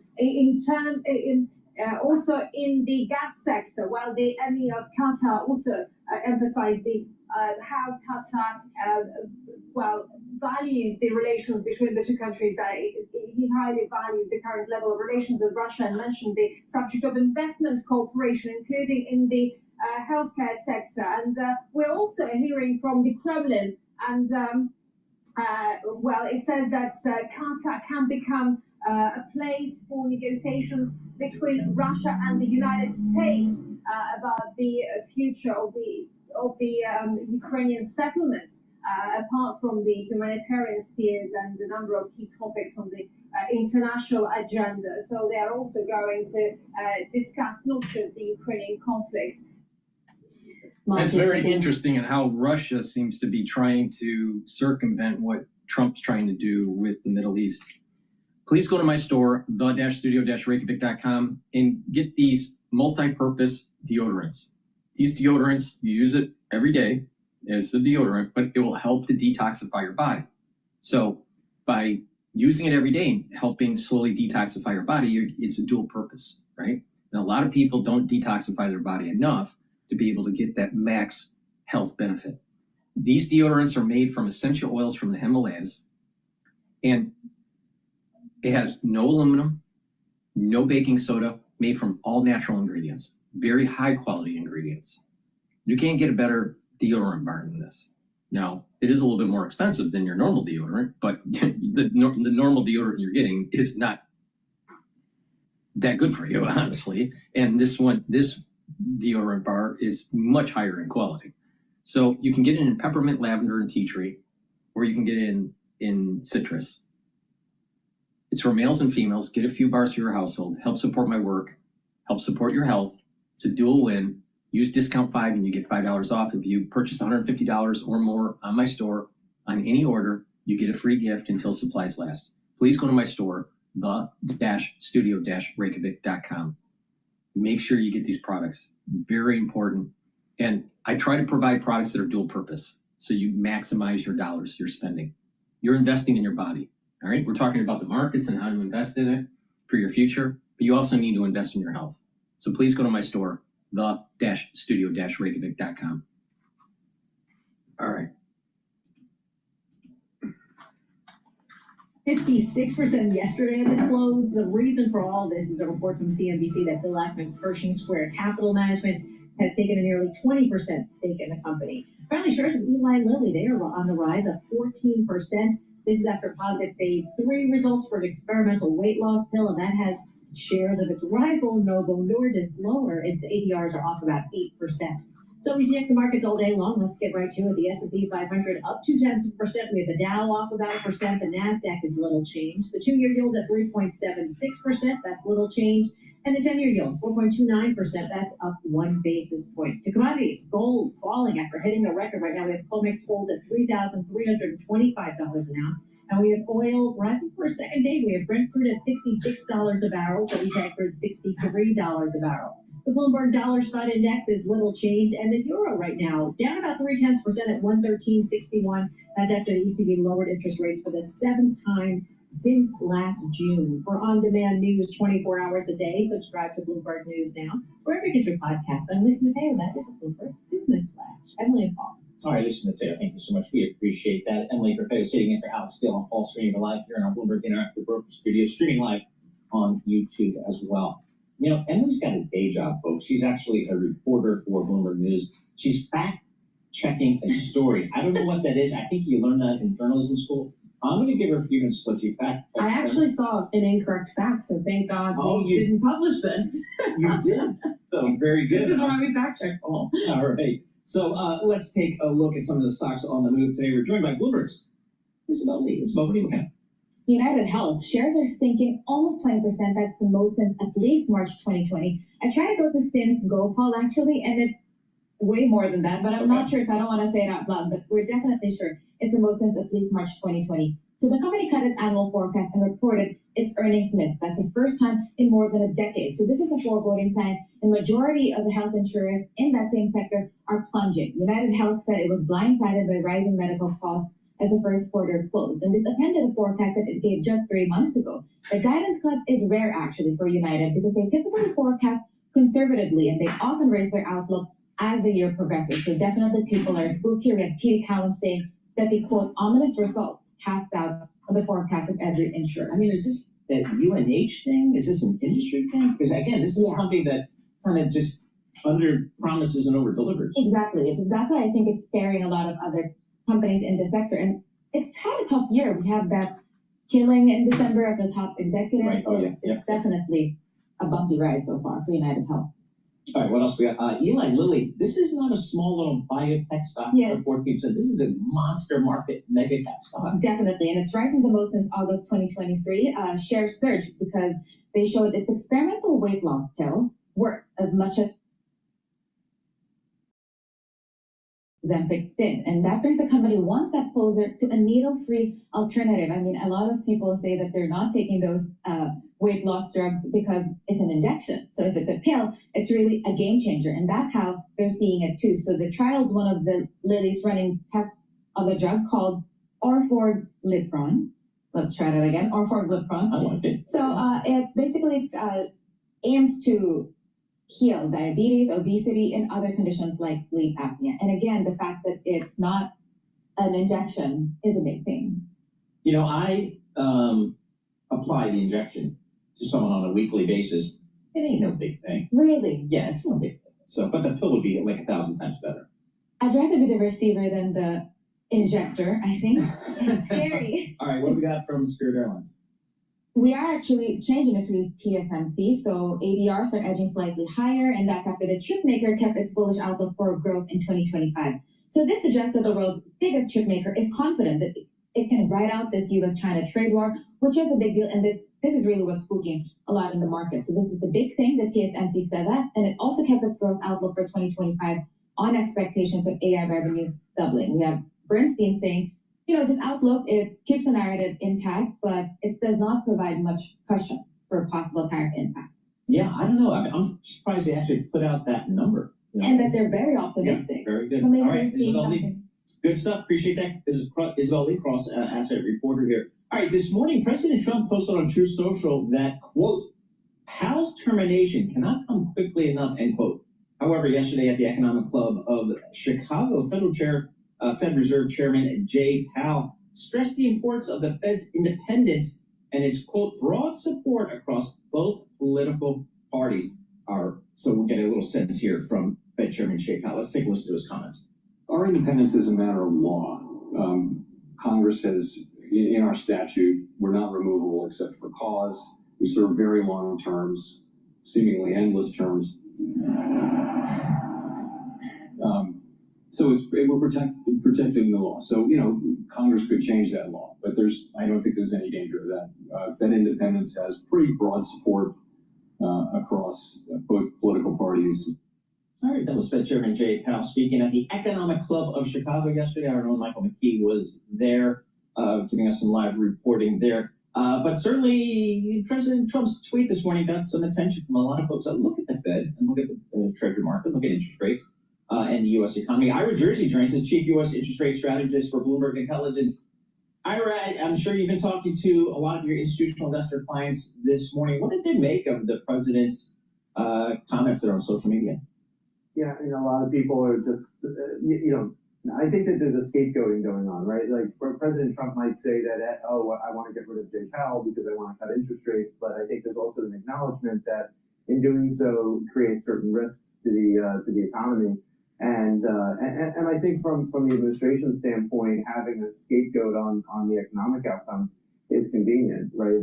So if the economy does fall into a recession later this year, they can say, well, look, they can point to this tweet and say, well, the president said that he was going to be too late, and in fact he was, right? And then if the economy chugs along, you can take credit saying that all of the fiscal policies that you're doing is supporting the economy. So I think that there's a political convenience here potentially that Jay Powell remaining in office can support the administration in some way in public opinion. So Ira, does Trump actually have the ability to remove Powell from his seat as the chairman of the Federal Reserve? And if not, how much longer is Powell there? I'm not a constitutional lawyer, so right. Jay Powell probably knows better because he is an attorney. But there are some, I would suggest that folks maybe go look at some of Elliot Stein's work here at Bloomberg Intelligence, because he's been following this very closely as to the different court decisions that will lead to independent chairs and directors of independent agencies, whether or not the president can actually fire them, and what cause means. Like, how is cause defined? That's something that the Supreme Court is going to be taking up. And depending on how that goes will depend on whether or not President Trump does. Now, let me say from an economist standpoint, and I'm an economist by training, not an attorney, there's a vast literature on why central bank independence tends to have better inflation outcomes. Doesn't necessarily have better growth outcomes, but has better inflation outcomes. So the idea that you are going to take away the Fed's independence and have an executive branch, the executive branch, ultimately run monetary policy probably means that you're going to have monetary policy that's easier than it should be at certain times. I'm totally against Powell's tenure at the Fed. He has screwed up multiple times, but I agree with him in principle. I agree with this chief U.S. rates strategist at Bloomberg Intelligence. IRA, I guess it is. The Federal Reserve, if they lower rates at the wrong time, which is what Trump wants, he wants to lower rates now, will be inflationary. Trump's take on lowering rates by the Federal Reserve is wrong. It's just flat out wrong. When you have unemployment too low, all right, below 5%, and you have the inflation rate above 2%, and you lower rates by the Federal Reserve, it's going to be inflationary. So Trump is 100% wrong on this. Now, what you can do is drive down yields by having a pro-growth policy where the equity market goes up because of real economic growth. And treasuries yields will go down, right? And what will happen is the stock market is going to go up because they're inversely correlated. And that would be a good thing, and you don't have the intervention of the Federal Reserve doing wrong-headed decisions. So Trump, if he does what he wants to do with the Federal Reserve, he's going to cause inflation if the data is showing that the unemployment rate is below 5% and the inflation rate is above 2%. That's a fact. And I'm not a fan of Powell at all. I think Powell's an idiot. Day in the rate space, rates are pretty steady. 10-year, about 4.29%, 4.3% on your 10-year U.S. Treasury. Gold actually a little lower. This is Bloomberg. Good morning.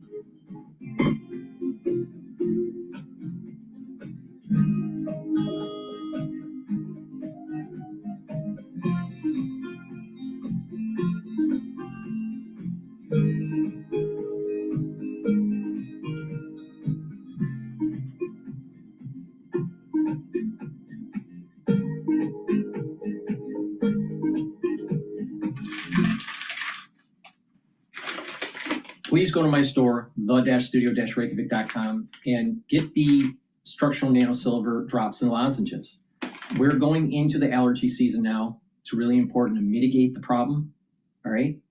And once you mitigate that irritation in your throat, you're reducing the chances of further issues, all right? So with that said, I have 3 different flavors for the drops. You get 100 in each bag. So get a few bags of the structural nano silver drops. You can get it in blueberry, you can get it in cherry, and also in honey and lemon.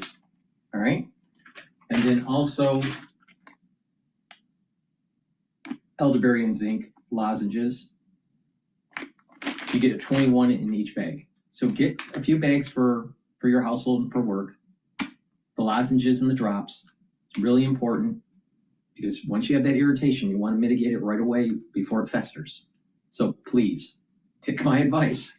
The moment you start having that irritation at work or at home, take them right away.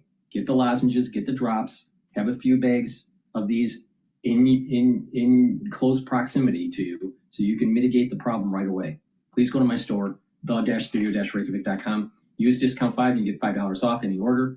And if you spend $150 or more, you get a free gift until supplies last. All right, let's see here. All right, let's go to Cash Jordan here. Let's see here.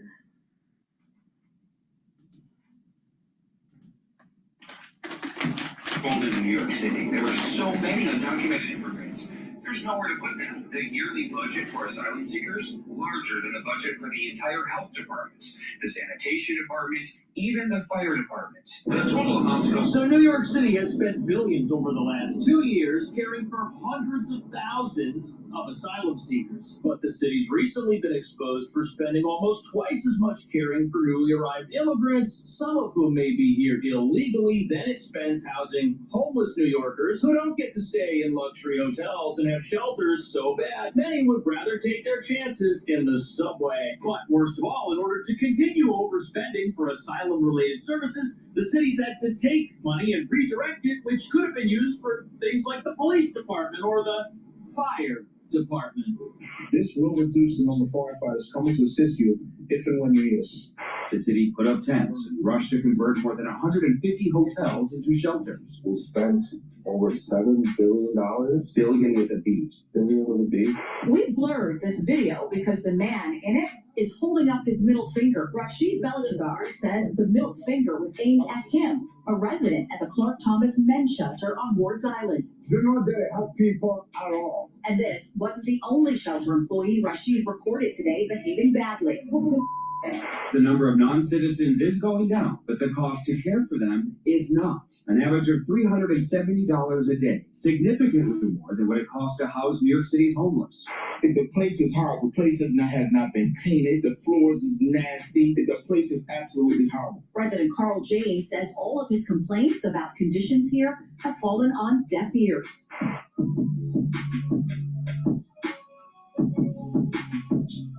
So as progressives claim victory over the asylum crisis, a watchdog has revealed that the per-person costs of care remain unacceptably high. And what nobody's bragging about is that even though less people live in the shelters today than they did a year ago, that per-person cost, it seems to be stuck at just under $400 a day, an amount almost double the $207 New York is willing to spend per day caring for its homeless, which has led to accusations the city is neglecting those who have nowhere else to go, many of whom now live in our subways and on our streets full time because the conditions at their shelters, which are deliberately kept separate from the city's asylum shelters, are what many would consider deplorable. But critics say what's even more disturbing is that things are just as concerning in other departments the city is supposed to provide for, like the fire department, the police department, and sanitation, all of which could be in jeopardy the longer this crisis continues. Because even though the city was recently able to avoid making department-wide cuts to fire and police, critics say the writing is on the wall because New York City has run out of money. And critics say the city is unable to provide unlimited housing, food, and care for people who can be from anywhere on Earth but have the right to a hotel room in Midtown just by virtue of finding themselves within city limits, which is what our laws mandate. A mandate that hasn't just challenged the city's ability to fund all of its various departments, but has created a new asylum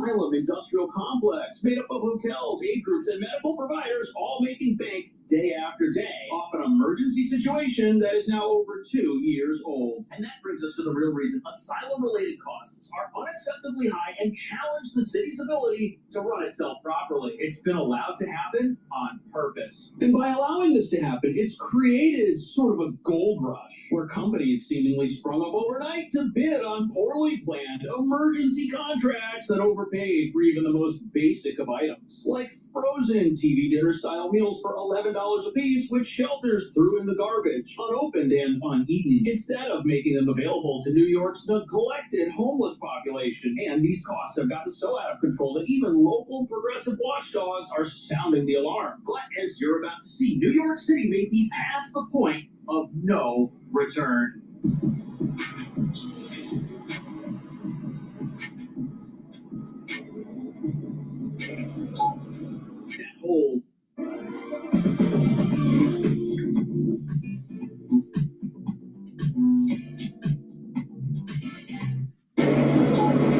That whole leads inside the bus terminal. And what's absolutely ridiculous is that 2 years ago, when buses first started arriving here, nobody was asking the right kinds of questions. Like, what's going to happen if New York City's laws mandate that it house an unlimited number of people for an unlimited amount of time? That's where we are. We're a sanctuary city with a right to shelter. And those two things led to the asylum crisis, which happened when our border was opened up to the entire world. And although the city is spending less money on the asylum crisis today than it was a year ago because it's housing less asylum seekers, the per-person costs associated with caring for asylum seekers are at a level that eclipses all the other humanitarian programs the city's involved in, especially those that care for its homeless, who are kept separate from asylum seekers. Says the number of non-citizens is going down, but the cost to care for them is not.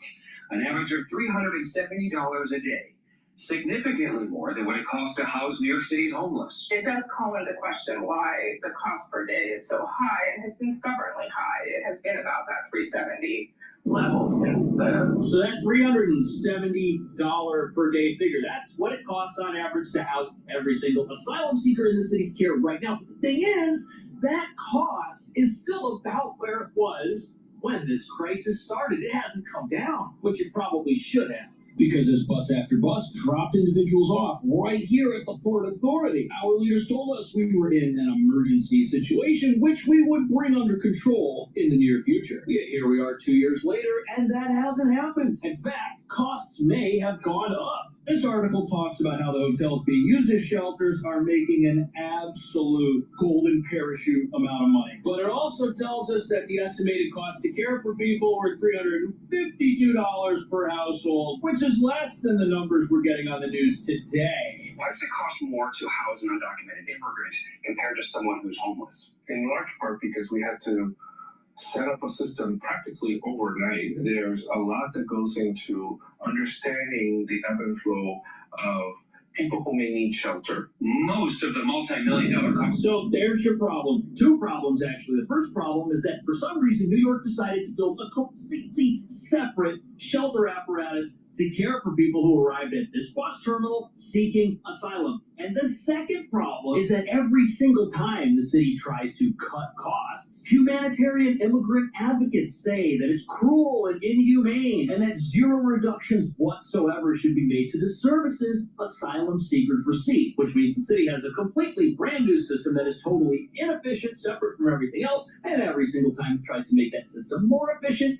somebody out there who's an advocate says that what's happening is wrong. And critics say the reason this was done was not only to make a handful of well-connected companies and businesses filthy rich, but it was also an opportunity for New York City's progressive movement to show everyone in America how great illegal immigration was going to be for our country. And there was political momentum to use America's open border to attract as many people to sanctuary cities in defiance of the country's immigration laws as possible. And let's be honest, this is the shelter system that existed before the asylum crisis. It's so bad you've got people deliberately living on the streets. A system like that was never going to bring over 220,000 people on buses like this to this city. No way. Critics say this is why a separate system was created. The current system is so terrible it would have discouraged those without permission to come to America's largest sanctuary city, something local activists have been against for years, which is why they defended the practice of housing newly arrived immigrants in luxury hotel rooms in Midtown as being completely humane and necessary. And there are some reasons for this. After all, folks who just arrived here from another country may have different needs, but as humane and necessary as activists claim these separate shelter arrangements are, now that the asylum crisis is over with the election of President Trump, the separate shelter system is magically disappearing and activists are all in favor of it. And the current separate shelter system is going to wind down and be merged into the existing systems New York City already has. And now activists are saying that it's inhumane to have two separate shelter systems because keeping people separate just helps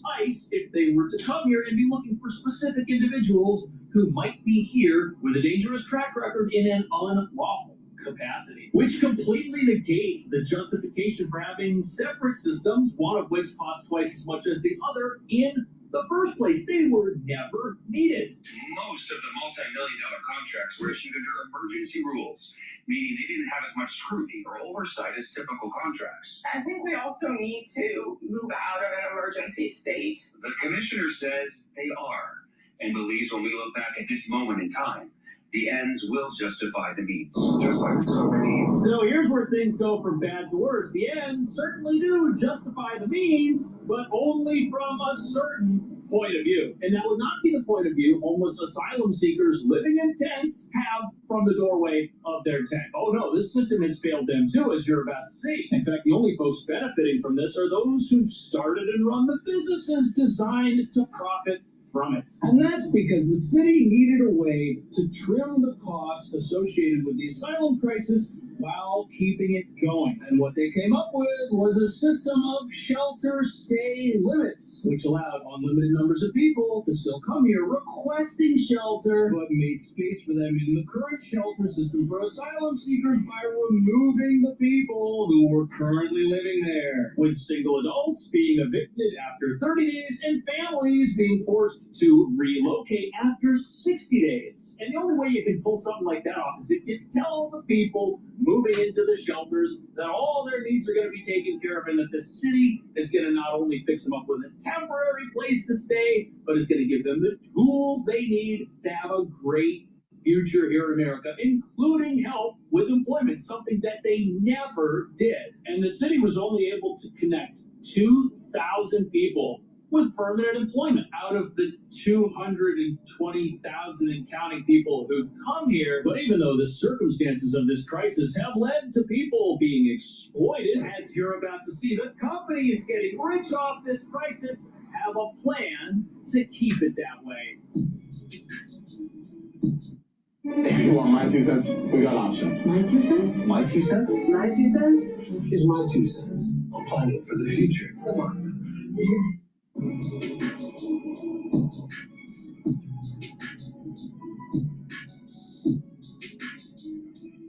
So this large building behind me, which spans the entire block, it's the Row. It's a former luxury hotel that went bankrupt and couldn't make it until the asylum crisis came along and bailed it out. And as you're about to see, these facilities, they aren't just gold mines for their owners, they're also gold mines for all of the little companies inside of them that together make up this asylum industrial complex the city of New York has created. It's been dubbed by the city as a new Ellis Island. The Roosevelt Hotel was turned into a migrant arrival center in May 2023 and became the one-stop shop where newly arriving migrants could get information 24/7 about what to do and where to go next. Since its arrival center. So our leaders spent $7 billion creating a system of hotels like this and the one down the street from here, which was just on the news, to recreate Ellis Island for some reason. And these places do a lot more than just house people. They also offer round-the-clock hot meals, and the Welcome Center also functions as sort of a clinic. You've got doctors inside, people can get medical checkups, and there are also an army of caseworkers and humanitarian aid advocates whose sole purpose is to connect people who come into these places with other services that might be available and paid for them. But even though all of these systems exist to help the less fortunate, which is good in theory, we still end up having people working in illegal labor situations and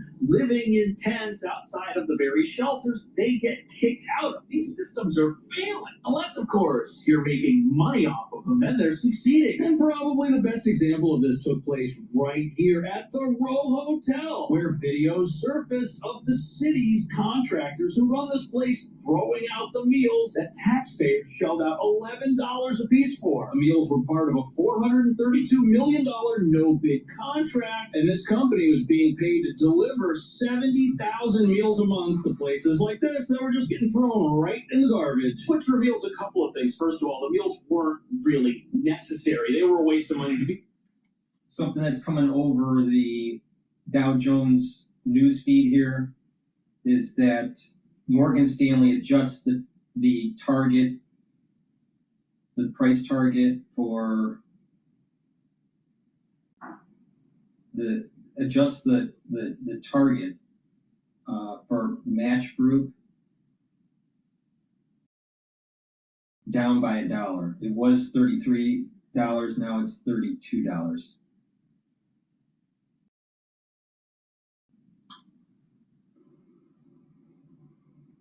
So we're starting to see, I get the key point here is you have these banks that are now coming in with lower price targets for companies in the United States. Morgan Stanley also adjusts Invesco price target from 16 to 15.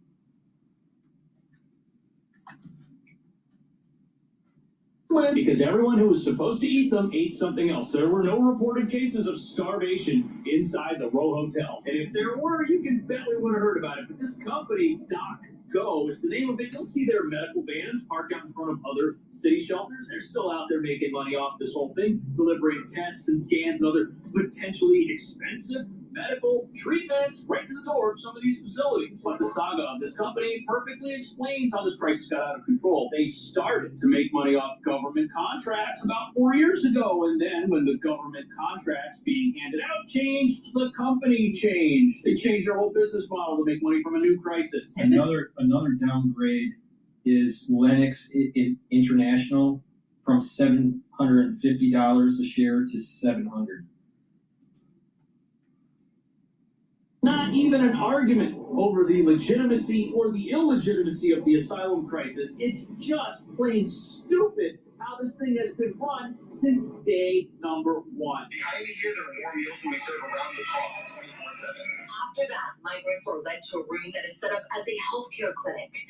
Every migrant is screened for any disease they might have contracted along the way, offered medical assistance, screened. You know, it's nice that people who've never been to a doctor before finally get to see one here in America, of all places. But what cost has the city incurred to provide these services? We're seeing it all around us, especially when we take public transit and see thousands of people with nowhere else to go who are neglected and don't feel safe staying in the shelters that are provided for them. But the crazy thing is that even though the asylum industrial complex here helps nobody except the people running it, it's still in charge, it's still calling the shots, and it still decides how things get done around here. And now it's deciding to do everything it can to preserve itself for the next 4 years and beyond, closing down facilities that might be on federal land and conceivably are at greater risk from ICE activity than a city shelter on public land, which houses asylum seekers as well as homeless New Yorkers. What do you think about that? Has the city created a monster here which exists in the name of humanitarian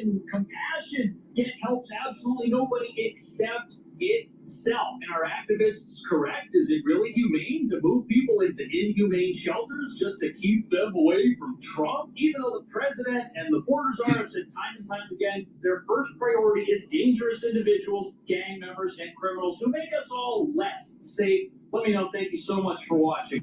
See you in the next video. Okay, real-time trading right now with VIX index is starting to elevate. It's now 31.48, and there's a little bit of a market sell-off. The S&P 500 is trading at 5,256, and the S&P 500 is down just under 20 points right now. So it has it was doing a little bit of a price positive move earlier in the session, but now it's negative. All right, now let's go to Bloomberg here. We're talking about the Philadelphia Fed. And it's something that people really believe is necessary for an economy to function well. So people are nervous. Right. All right, Katerina, thank you so much. We appreciate that. Katerina Saraiva, she's a Federal Reserve reporter for Bloomberg News. The Philly Fed naming a new president, and we wanted to bring that reporting to you. Right now, let's get a little bit of a reset right here. We'll go to Lisa Mateo and get a Bloomberg Business Flash. Lisa. You got it. We got stocks turning lower in this holiday shortened trading week. The U.S. bond market closing at 2 p.m. Wall Street time today. That's ahead of Good Friday. Right now, the Nasdaq down 0.6%, 111 points. The Dow down more than 1.5%, 689 points. All right. So basically, what this sell-off is just people taking risk off, for the long weekend. This is nothing big unless Trump throws a cherry bomb into the news. Who knows? You can always do that, but I wouldn't sweat this. This is, but I don't like seeing the VIX, elevating in the. Now it's at 32. I'd like to see it below 30 right now. It's there's too much risk in the system. 10% right now. They were up higher earlier. It forecast sales, the second quarter top estimates. The company also kept its growth outlook for 2025 on expectations of AI revenue doubling. They will stick with chips just days after the U.S. barred NVIDIA from selling those H20 AI chips to China. Well, its CEO, he took a visit to the nation. Jensen Huang, he talked with the vice premier, also met with DeepSeek's founder in Beijing. If we take a look at NVIDIA's shares right now, they're down about 3.5%. And finally, Alcoa, that is the largest U.S. aluminum producer. It said that President Trump's 25% tariff on metal imports has cost the company $20 million since the duties went into effect. Alcoa is down now about 6%. For on-demand news 24 hours a day, you can subscribe to Bloomberg News now. Wherever you get your podcast, I'm Lisa Mateo. That is your Bloomberg Business Flash. Follow them. All right, Lisa Mateo, thank you so much. We appreciate that. If the market continues to sell off, we're going to see a break of 142 on the yen. It's going to break below. It's right now trading at 142.12. Last night it was trading at 141, so we may actually see. we're definitely seeing an appreciation of the yen. That's in the Japanese yen. That's definitely happening here. It's having an impact on the capital markets, and we heard that from some of the big banks that reported earnings. They had a very, very strong first quarter in terms of capital markets, but second quarter's been a little bit sticky there. Another headline coming across the Bloomberg terminal: Google partially loses U.S. advertising tech antitrust case. So that could be really material for Google. We will get further reporting on that as well. And let's just go right to a great source there. Gene Munster joins us here, managing partner and co-founder of Loop Ventures. Gene, there's a million things we can talk about here. I'm going to put you on the spot a little bit. If you want to pass, that's fine. But again, the Bloomberg headline crossing the terminal: Google partially loses U.S. advertising tech antitrust case. Any thoughts on that? I think that they've lost cases in the past, and I don't know the context of what the scope of this is, but in general, when you see these losses, you see them being appealed, and I think that it probably would have a little impact on their business. I think that's just a general thread between the whole piece around the regulation, the antitrust, is that the bark is ultimately less than the bite. And so I think that from Google's perspective, antitrust is the least of the company's worries. I covered the company as an analyst for 10 years and was very supportive of it. When we started Deepwater, I was supporting the investment. We continue to hold it in our public fund. And we recently sold the stock, and it wasn't because of antitrust, it was because the search results page is still cluttered with AI overviews, sponsor links, then they're organic. You basically have this kind of 7th grade science project going awry when you look at the search results page. Very different than the generative results that I think still a smaller group, call it 300 million active daily people using generative search, generative bots to do search. So there needs to be this overhaul in terms of how Google monetizes. I don't think this is going to hit the business in the next 1 or 2 quarters, but I think that what the substance of this is that there's a major transition that Google needs to go through in terms of how they monetize, and I don't think it's fully priced in the share. So, Paul, my response is I think the antitrust is largely nothing, but I think there still is this very big question about how, as consumer behavior becomes more in tune to a more streamlined search experience, how Google is going to continue to monetize in an effective way. And Google, just for the news out today, stock is off 2% today, but again, we've got a sell-off in the market, including the NASDAQ off about 0.4. So, all right, Gene, let's kind of think back. I mean, just in the last week, we've had some of these chip companies kind of step up. I mean, NVIDIA sees a $5.5 billion hit from new Trump-China curbs on the chips. AMD sees $800 million charge from export curbs. Can you frame out kind of how you think about some of this tariff narrative as it relates to some of these companies that are really trying to fuel this AI, I guess, revolution, we would call it, in tech spending? How do you frame that tariff overlay onto the overall AI and tech story? So the tariff piece, we have considered this starting, got the pace of it quickened early in April. We have to look back at what have we heard from the most influential companies, the companies that really have a pulse of what's going on in terms of the AI investment. What have they said since the tariffs have come out? And by my measure, there's been 5 positive data points and 1 neutral data point. And I'll start with the neutral data point, which is ASML this week. They missed their bookings number by like 15%. They guided June revenue down by 5%. They said that their AI part of their business continues to be healthy, but their other part of the business, ASML, makes machines that help make chips, not just AI chips, but any sort of compute chip. And that side of the business, they said, is being impacted by tariffs. And so that neutral data point, the reason why I put it as neutral is that if you really dig into what ASML is saying, they're saying that their AI business continues to be healthy. Similar comments from TSM last night, where they reiterated their guidance for calendar 25. They talked about AI. I know in the setup segment, you highlighted this, but the AI part of their business up 100% year over year. The street's looking for 55% growth from NVIDIA. And so that, to me, is a resounding endorsement that the AI investment phase is intact. And just to kind of round it out, on the positive side, we heard from, of course, Google, Microsoft, and Amazon a couple weeks ago saying that they're going to stand by their CapEx expectations despite what's going on with tariffs. We've heard from OpenAI more recently about how their user growth has quickened. At a recent TED 2025 talk, Sam Altman last week highlighted this exponential growth they're having in users. And Shopify is talking about any job that they have is something that they're going to need AI support for. So, Paul, put it all together, there's basically the tale of two cities here. You have on one side, the market is in a funk and wants to believe that these tariffs are going to dramatically or measurably slow what's going on in AI. On the flip side, from the company's perspective, things seem to be intact. Mm-hmm. So, Gene, how do you then kind of model out how much these tariffs and export curbs would actually impact companies like NVIDIA, like TSMC? I mean, an AI-related business doubling this year up to 100% just seems like such a large forecast, and it doesn't seem to factor in potential roadblocks.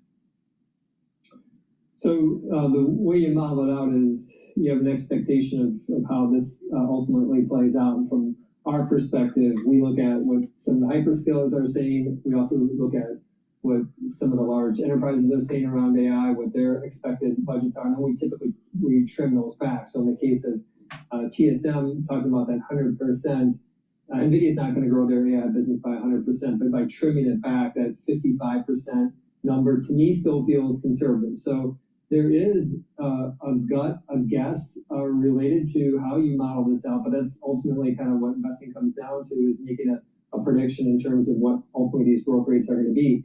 From our perspective, we think that the growth rates will remain higher than where the street is at today. So I would say that's kind of a starting point in terms of modeling out some of the specifics. Just to put a finer point on your question on the trade restrictions, that's a little bit easier because we know which part of AMD and NVIDIA's business is going to be negatively impacted. It's about 3% with NVIDIA's business, and about I think it's 8% for AMD, or 11% for AMD. Hey, Gene, we got about 30 seconds left, but this is maybe a little unfair. Is there a tech kind of cold war between China and the West, and if so, how do you think about that? Oh, it is a raging cold war right now, and NVIDIA is at the center of it. And I think that's why you see Jensen moving over there now. And I think that both of these countries understand that AI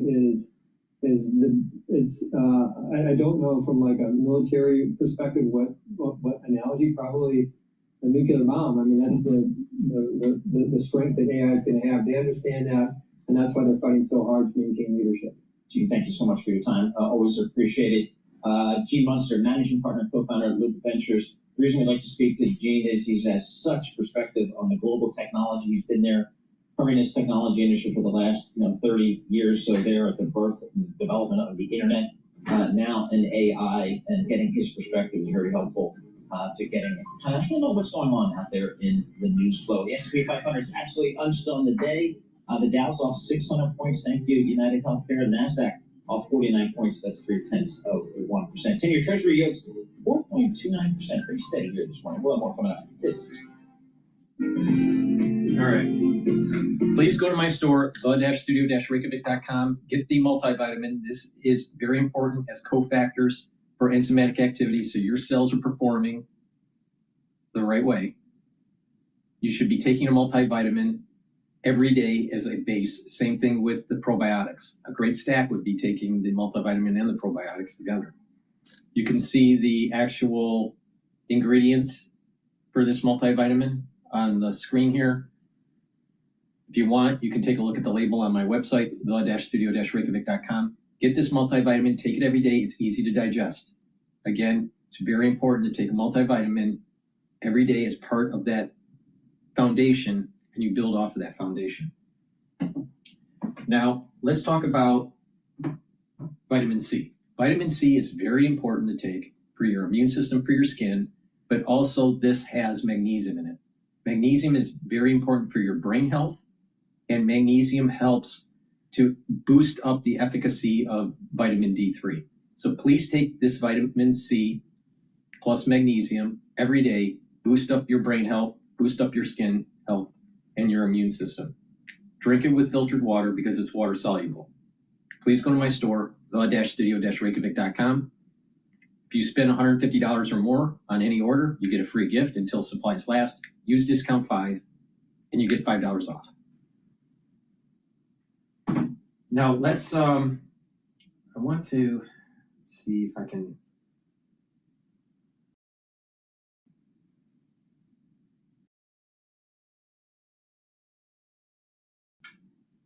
Yeah, let's go to live now with these bunker buster bombs that the United States is using against the Houthis.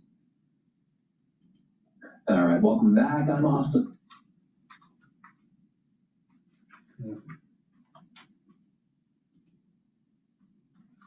Happened this weekend. It's going to happen in Rome after earlier confusion over where the negotiations would be held. The stakes of the negotiations are huge. President Trump has repeatedly threatened airstrikes targeting Iran's nuclear program if a deal is not reached. Host of the Strat podcast, Hal Kemper, is here. Hal, as always, it's good to see you. My big question here has to do with nuclear programs globally. Who possesses the world's nuclear weapons right now? And how would a nuclear Iran change the world's nuclear calculus, if you will? Well, a nuclear Iran, obviously, as you pointed out, I mean, that's why the negotiation's there. You know, first off, they're a very unstable government. We weren't thrilled with North Korea getting nuclear weapons, and that goes back. Oh man, you're going back decades. But there was a nuclear physicist, if you will, out of Pakistan. You may recall that Pakistan, which has nuclear weapons, had a physicist, and he was kind of proliferating the knowledge of how to build nuclear weapons to the, in his mind, the Muslim world. All right. Somehow the Muslim world encompassed North Korea in his mind too. We're not quite sure how that happened. But anyway, so there are a number of programs. Iraq under Saddam Hussein had a program. Libya at one time under Gaddafi had a program. There were a number of programs. Those got shut down, and some, you know, if you want to talk about Iraq the old-fashioned way. But Pakistan has a nuclear arsenal. India has a nuclear arsenal. They almost went to blows more than once. One time I was in the Middle East, and directly, let's just say it was something I was closely monitoring. In about 2002, that there was a lot of tension and there was discussion of nukes. That would have been a horrific thing. You know, obviously Russia has nuclear weapons, China has nuclear weapons, North Korea has nuclear weapons, France, Britain, the U.S. have nuclear weapons. I'm trying to see if I'm forgetting. Oh, Israel. I think I mentioned India, but if I didn't, you're absolutely correct. And Israel doesn't officially admit they have nuclear weapons, but everybody knows they have nuclear weapons. And those are the countries around the world that have nuclear weapons.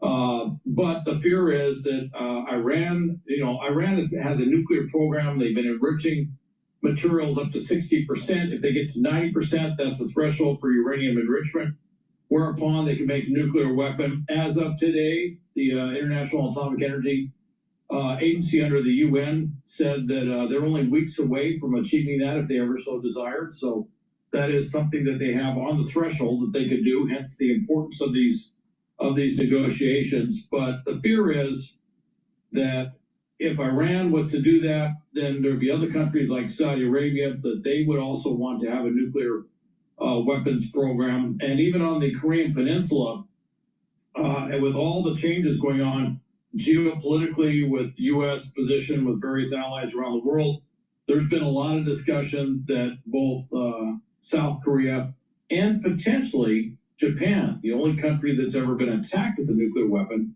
that they might also look at developing nuclear weapons as well. And frankly, the technology genie is kind of out of the bottle for some time. There's a number of very advanced countries that if they really put their mind to it, could probably develop some sort of nuclear weapon. So what does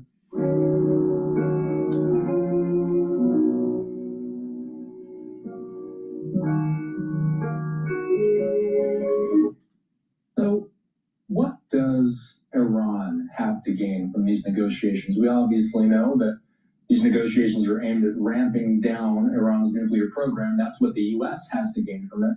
But what, from Iran's side of things, do they have to gain from it? What do they need right now? Well, the primary, Austin, it's kind of a carrot stick. Let me give you the stick, all right? That if they don't come to some sort of negotiations, and President Trump has made this very clear, they'll be hell to pay, and that hell to pay will be probably some major strike missions that essentially wipe out their entire nuclear program through kinetic means. That's one of the reasons that the B-2 bombers are forward deployed at David Garcia in the Indian Ocean, just south of Iran, just south of Yemen, where the Houthis are, in fact, being employed against the Houthis in Yemen. But they're there. They carry a phenomenal bunker buster weapon, what's called a CBU-57. It's a 30,000-pound, 15-ton. It's called a massive ordnance penetrator, or MOP or MOP. And this thing is designed to basically go into the ground and create such a tremendous explosive concussive effect that any deeply buried bunkers, facilities, whatever, will basically collapse upon themselves and be destroyed. It's a unique weapon. No other country in the world has an aircraft like the B-2 that can deliver something like this. So we're somewhat unique in that regard. And we have them out there in their stealth. So that's a tremendous capability. So basically, to go back to your original question, the stick is that if they don't come to some sort of agreement, it will destroy them. Now, Ayatollah Khomeini was basically agreed to this, and the reports were that he was basically confronted by his senior leadership in Iran. They said, look, you're going to have a two-front war. And it's not Israel and the U.S. being the two fronts. Israel and the U.S. is one front, and the other front was the Iranian people. This is a deeply unpopular regime. Somewhere between 85 to 90% of the Iranian people want them out of there. They've had multiple mass protests. And the feeling is that if Israel and the U.S. was to do these massive strikes to debilitate what's kind of the center of gravity, or one of the few things remaining that the regime has, that might be a tipping point. And you could see something in Iran like you saw, say, in Libya with Gaddafi, or some other Middle Eastern countries I could point to. And so that is a deep fear that they have, is that if they don't come to some sort of agreement, things could get kinetic. And the last part is their economy is absolutely flatlined. It is declining. The economic situation in Iran is horrible. They would like sanctions relief. So there's the carrot, is the possibility of the economy continuing forward. You and I were talking off air. An article from the New York Times came out within the past couple hours. They say the White House waved off a planned Israeli military operation to hit Iran's nuclear program. How this is news to us. So there was actually a plan in place from the Israeli side, but it seems the White House had other intentions. Does it seem like the White House wants to go the negotiating route?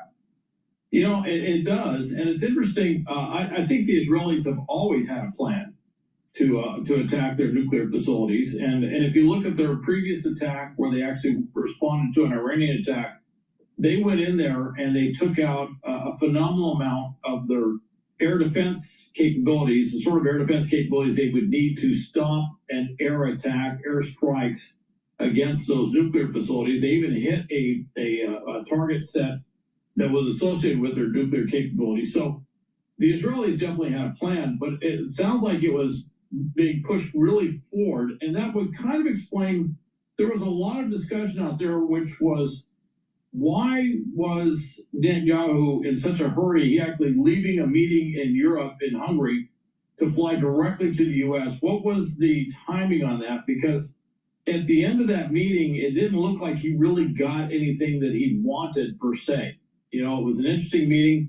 In fact, at some point during the meeting, it looked like there were some things that President Trump was saying that probably made Bibi Netanyahu a little uncomfortable with what was being expressed. But what was the imperative? And now with this report, it indicates that he wanted to go forward and do the strikes. Obviously, President Trump and his cadre were reticent to get involved in a major war against Iran. You know, those things it's easy to get into wars. It's tougher to get out of them. And I think they're kind of worried of what that could uncork.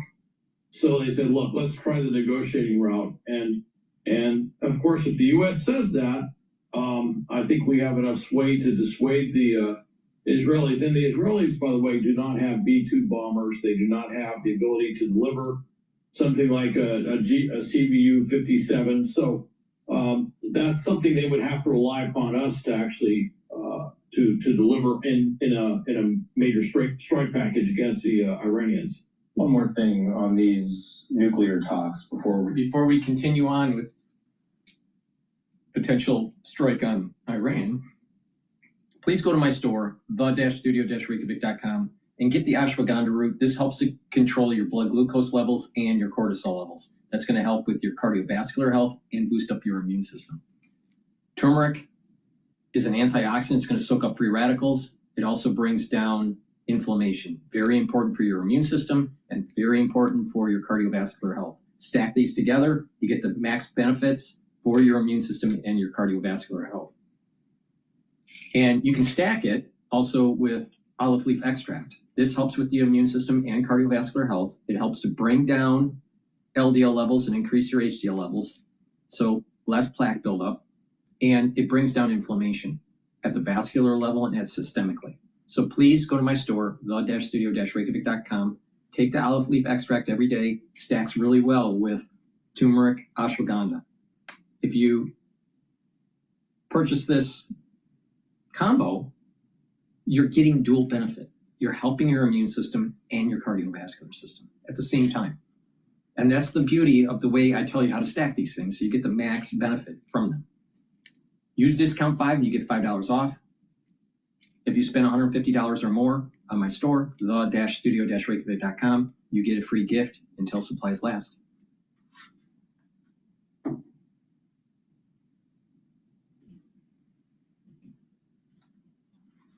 This quarterly update, the big thing though, is this stands kind of opposite of what we. Let's go back to live now here. Move on. As mentioned, President Trump has threatened strikes against Iran if the deal isn't agreed to. If, Hal, and this is a big if that were to happen, what avenues does Tehran have in order to retaliate against the U.S.? We've seen them try to retaliate against Israel directly in recent memory, but what about a nation much further away?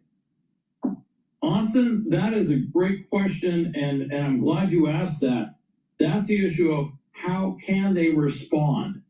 And what we've seen is they have launched these ballistic missile and drone waves against Israel without really any success to speak of, all right? The other thing is, with the way that their missiles were arrayed around Iran, that in some ways they kind of expended, at least at that time, they sort of expended their capability to do that mission. The second wave of missiles was really non-productive for them. And there was discussion of, well, they have a lot more. Yeah, but they're not all in the right place. And the issue they had that comes out of this is, what if Israel and the U.S. were to do a major strike? What would they hit? Well, obviously the nuclear facilities would be top of the list, taking out those things, a lot of which are deep underground, hence my reference to the MOP, that big 15-ton penetrator bomb, all right? But the other thing is they're going to look at all their delivery means. They don't have much in the way of aircraft. They're still flying those old F-14s from the 70s that they can barely keep in the air, and they just don't have any air capability. They have a very limited naval capability. What they have are these missiles and drones, and obviously those would be very high on the target list as well. And if those are taken out or seriously debilitated, that goes to that second front of the war, which is the Iranian people looking at the regime and saying, that's it. We've got nothing left. We have no missiles. We have no drones. We never had an air force. The fear they have is that at some point the people will look at the regime and say, there's really not much there that's going to keep us from taking over. And there's also been a big question for a number of years, which is there's two different militaries. There's the Revolutionary Guard Corps and there's a regular military. And whereas the senior officers in the regular military are loyal, are in part picked on their loyalty to the regime, the rank and file may not be quite as, ingrained in that radical ideology as the Revolutionary Guard Corps. In fact, they're not. They're just regular Iranian citizens who are in the military. And the thought was, at some point, you may see what we've seen in other situations where the members of the military, maybe not the most senior officers, but the members of the military say, hey, we're siding with the people, we're not going to side with the regime.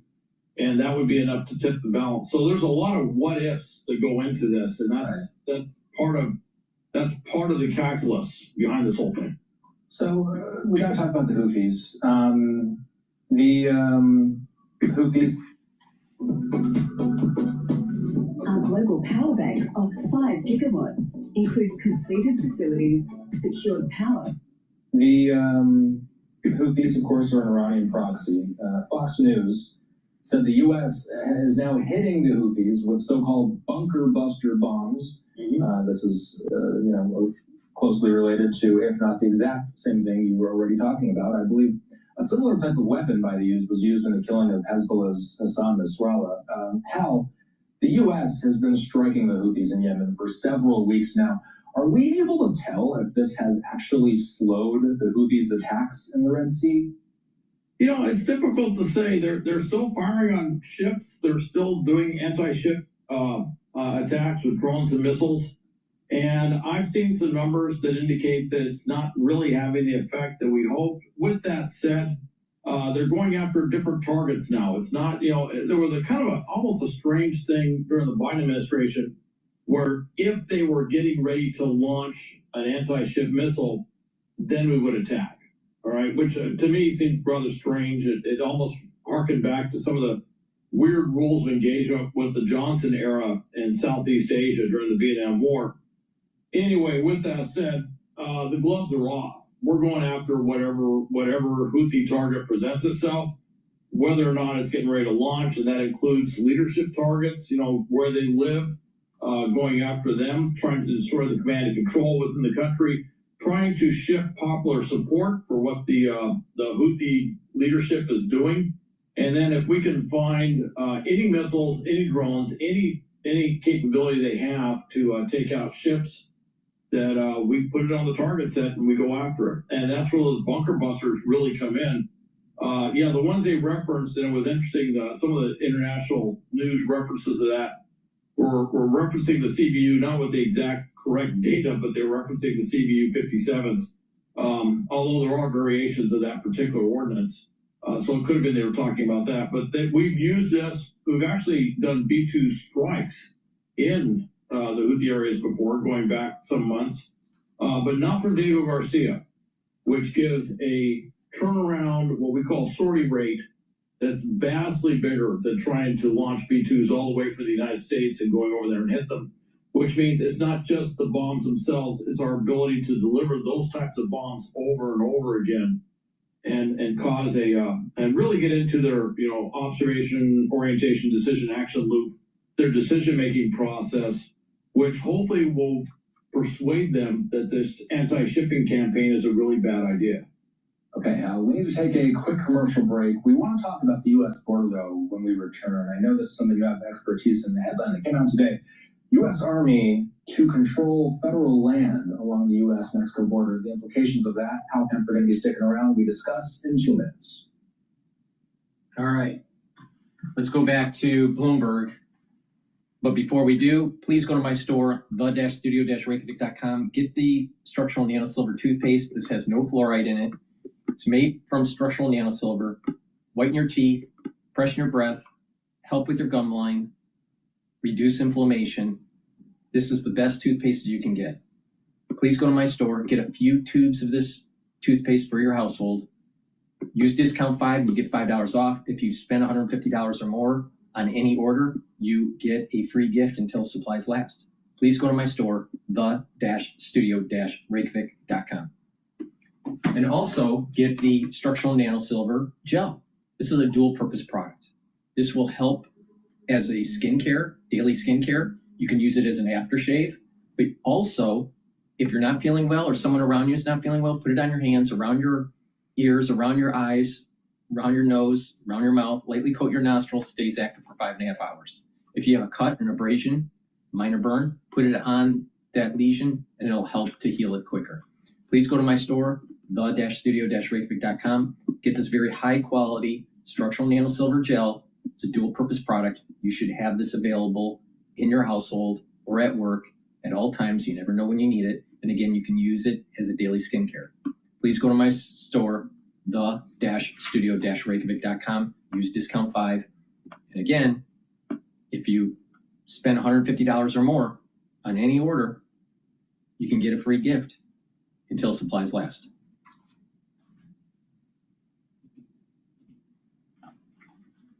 What's its own view on where the stock should trade? We're looking at the ANR function for United Healthcare. 27 buy ratings on the street, 1 hold rating, 1 sell. No ratings changes today, given this move in the stock.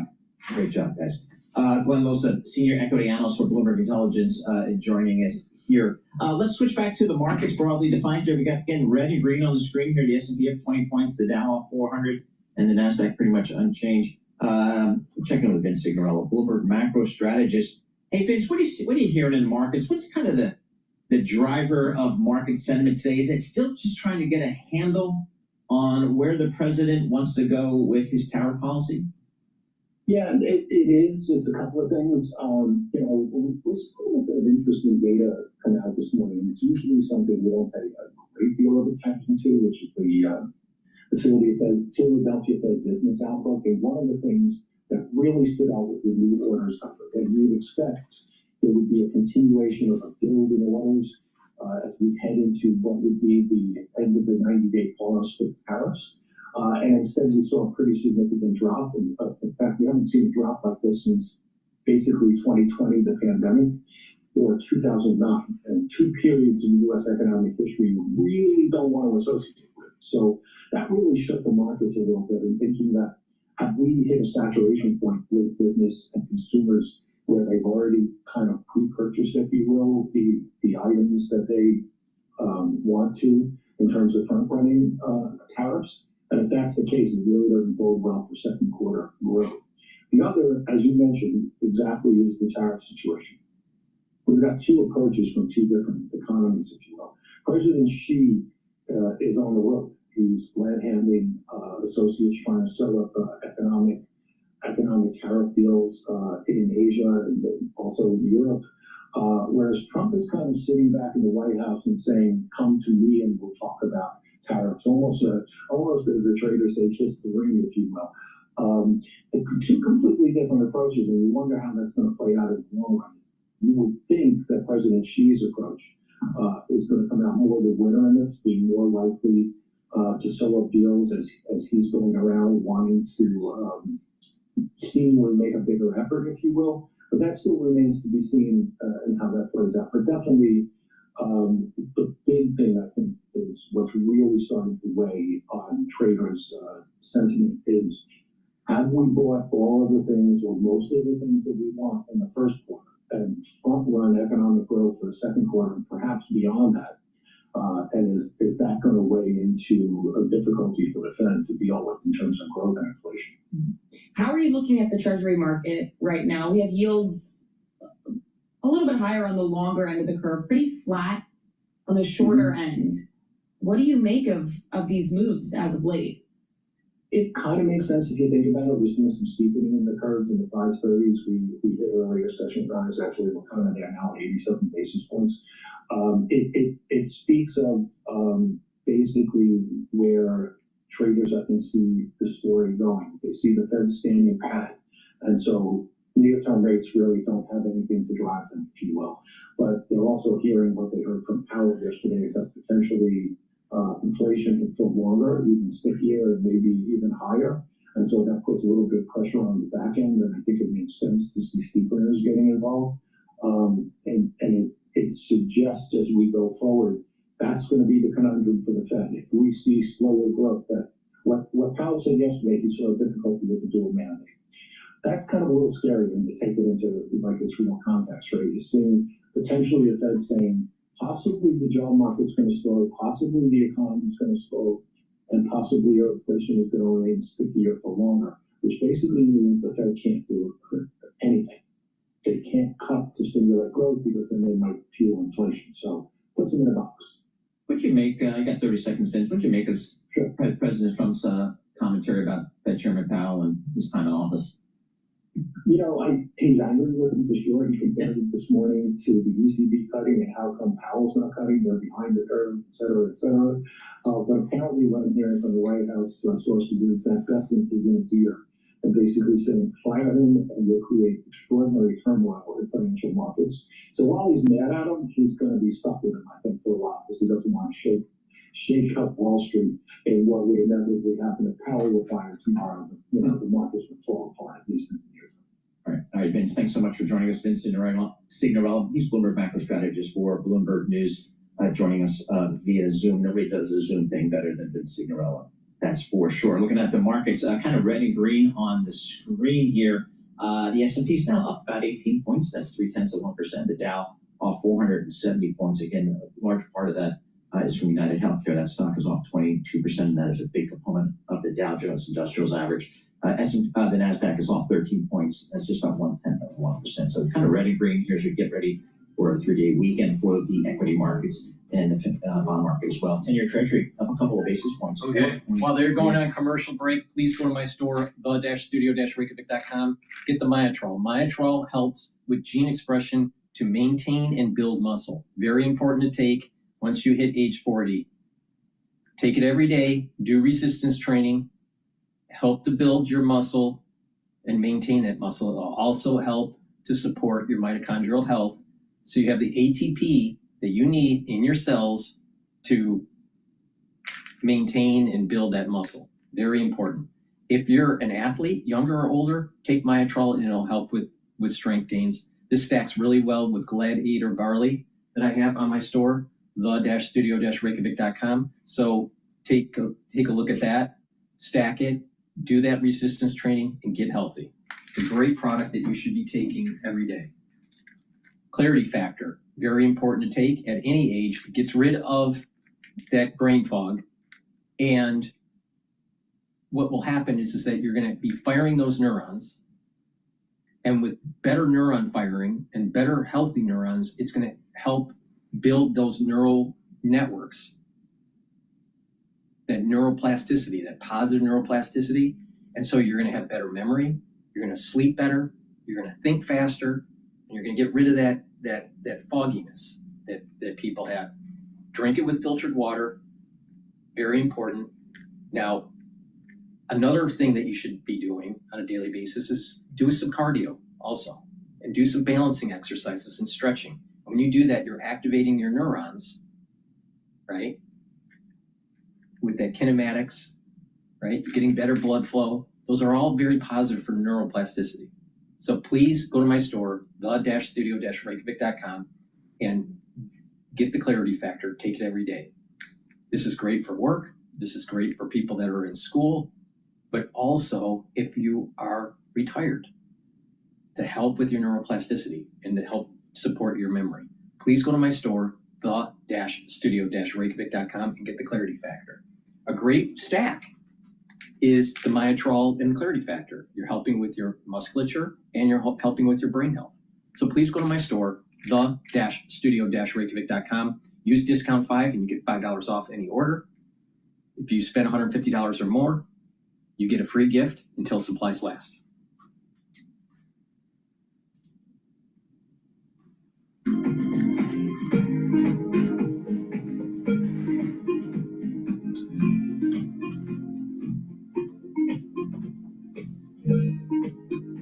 All right, they're still on break. So let's talk about another stack really quick here.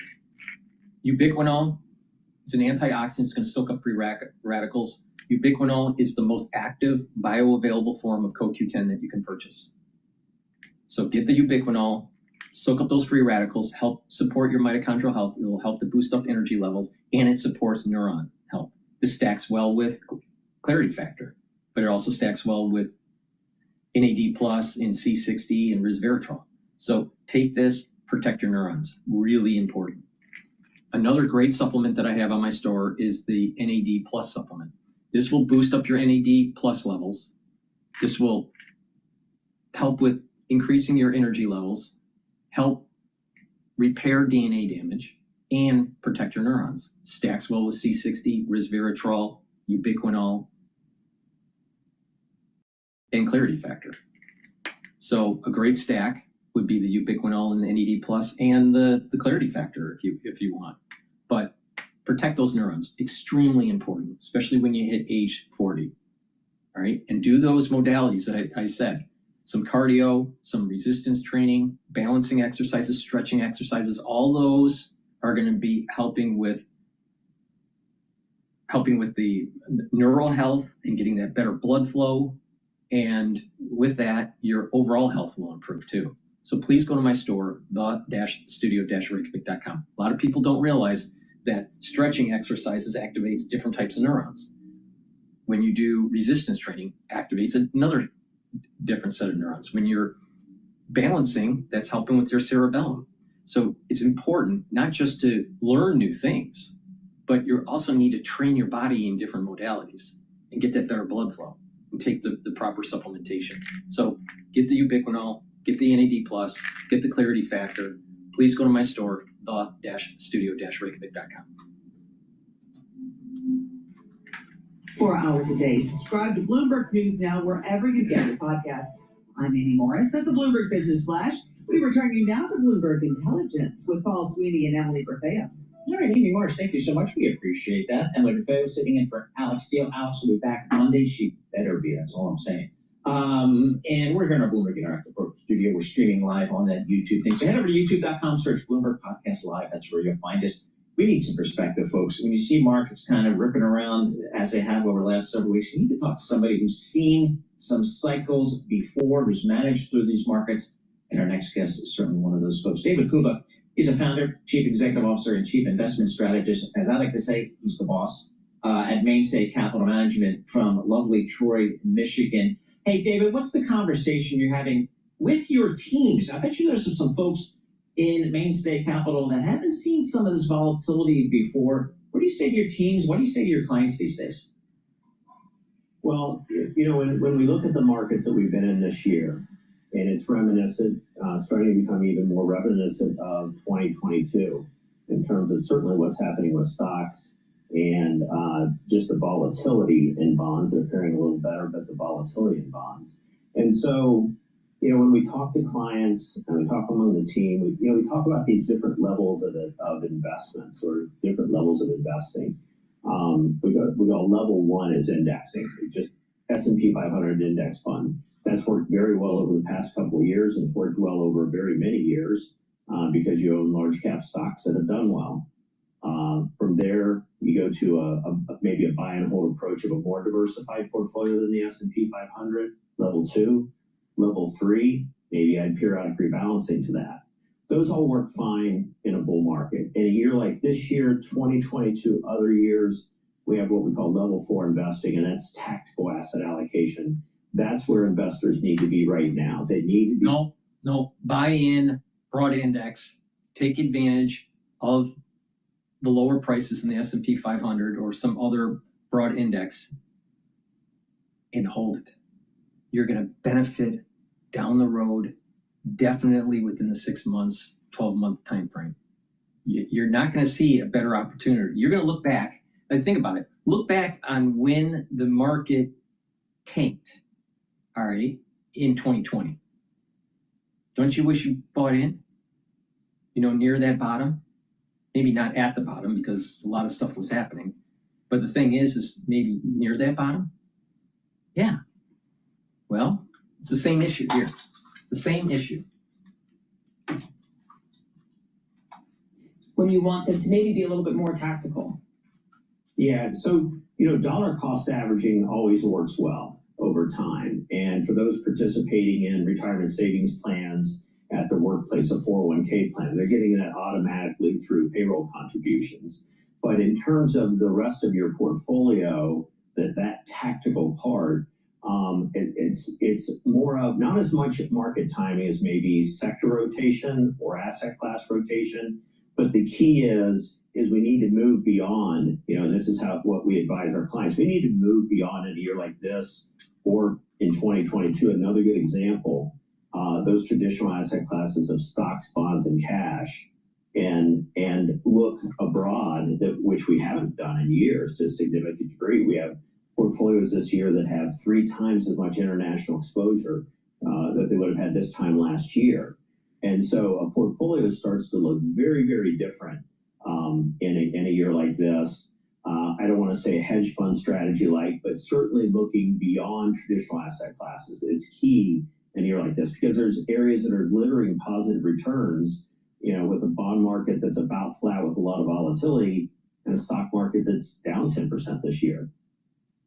Hey, David, does level 4 investing, the tactical investing, does that mean kind of asset allocation changes for you?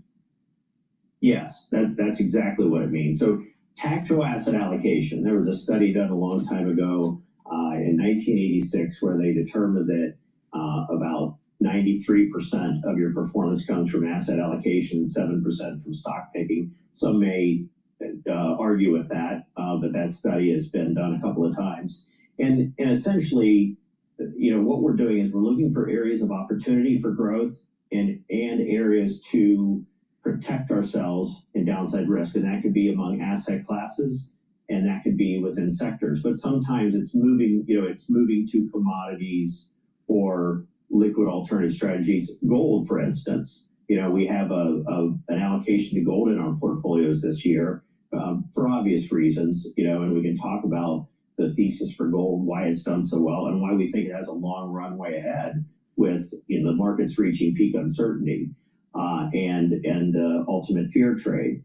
But yes, that's exactly it, Paul. It's about getting to rotating those areas that will do well in this environment and avoiding the pitfalls. Yeah, let's talk a little bit more about gold. Is that the hedge of choice? Because I know you mentioned liquid alts, but is gold the hedge of choice right now? It really is. Commodities more broadly have done okay, but not as well as, say, in a year like 2022. And quite frankly, we're looking for the economy slowing this year. And if we have a slowing economy, we use less commodities. Gold it stands out there by itself, even among the other metals and even precious metals. There's considerable central bank buying. There's considerable buying among private investors, even institutions. Because of that, there are a lot of reasons people have believed gold works over time, whether it's inflation, whether it's uncertainty, whether it's fear of what's happening in the stock market, whether it's a falling dollar. Guess what? We have all that right now. So the thesis for gold is very strong and will continue to be. So yes, it has become, certainly with the massive positive returns it's had over the last several months and really over the last more than a year, we've had just a considerable run and a great hedge in an otherwise, troubled market. All right, I'm going to shift over to the Hill. They're talking about how CNN ratings have plunged, and there's a new strategy to revive CNN. These are the classic crew trigs by Mott and Bow. By far my favorite tees. So comfortable. They hide my belly and my man boobs.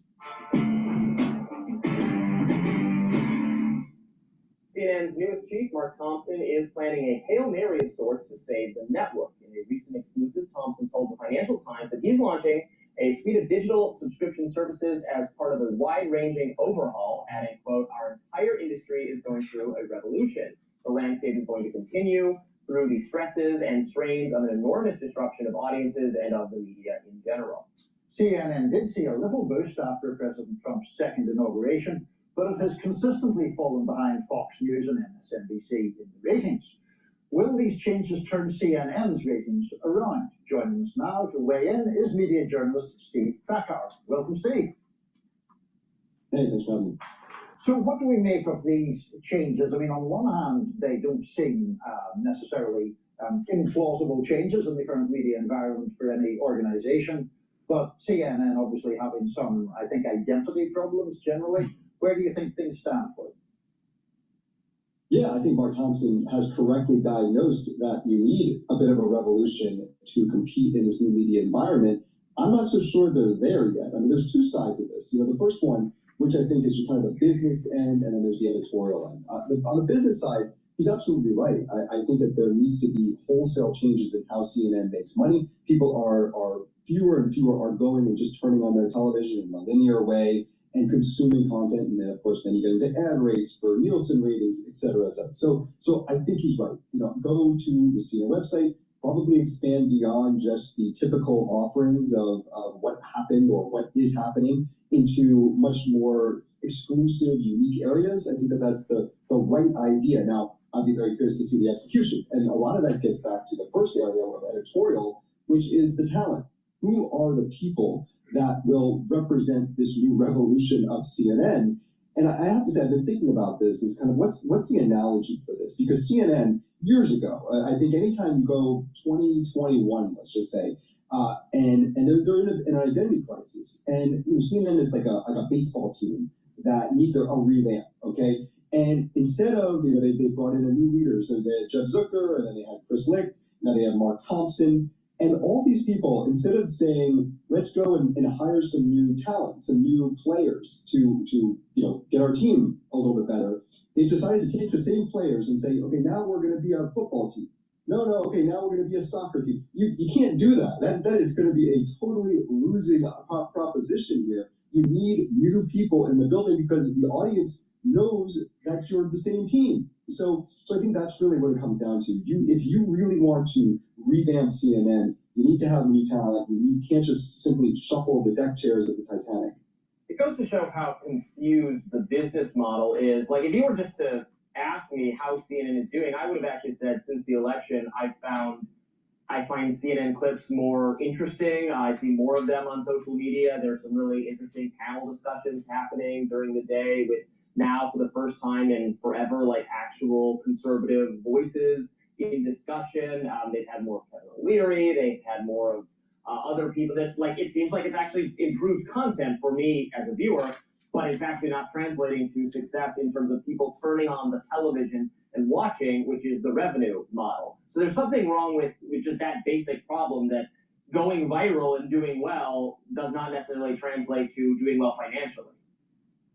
No, because I think the vibe right now, when you talk about Kevin O'Leary, my mind goes to Scott Jennings. Scott Jennings. Scott Jennings show over there at 10 p.m. But it's a little bit of stunt casting. It's not necessarily this embrace of ideological diversity that I think we're seeing. You put Scott Jennings on a panel with 4 people who hate him and a host who sort of hates him but enjoys sitting next to him because, in theory, she's getting some clips out of it.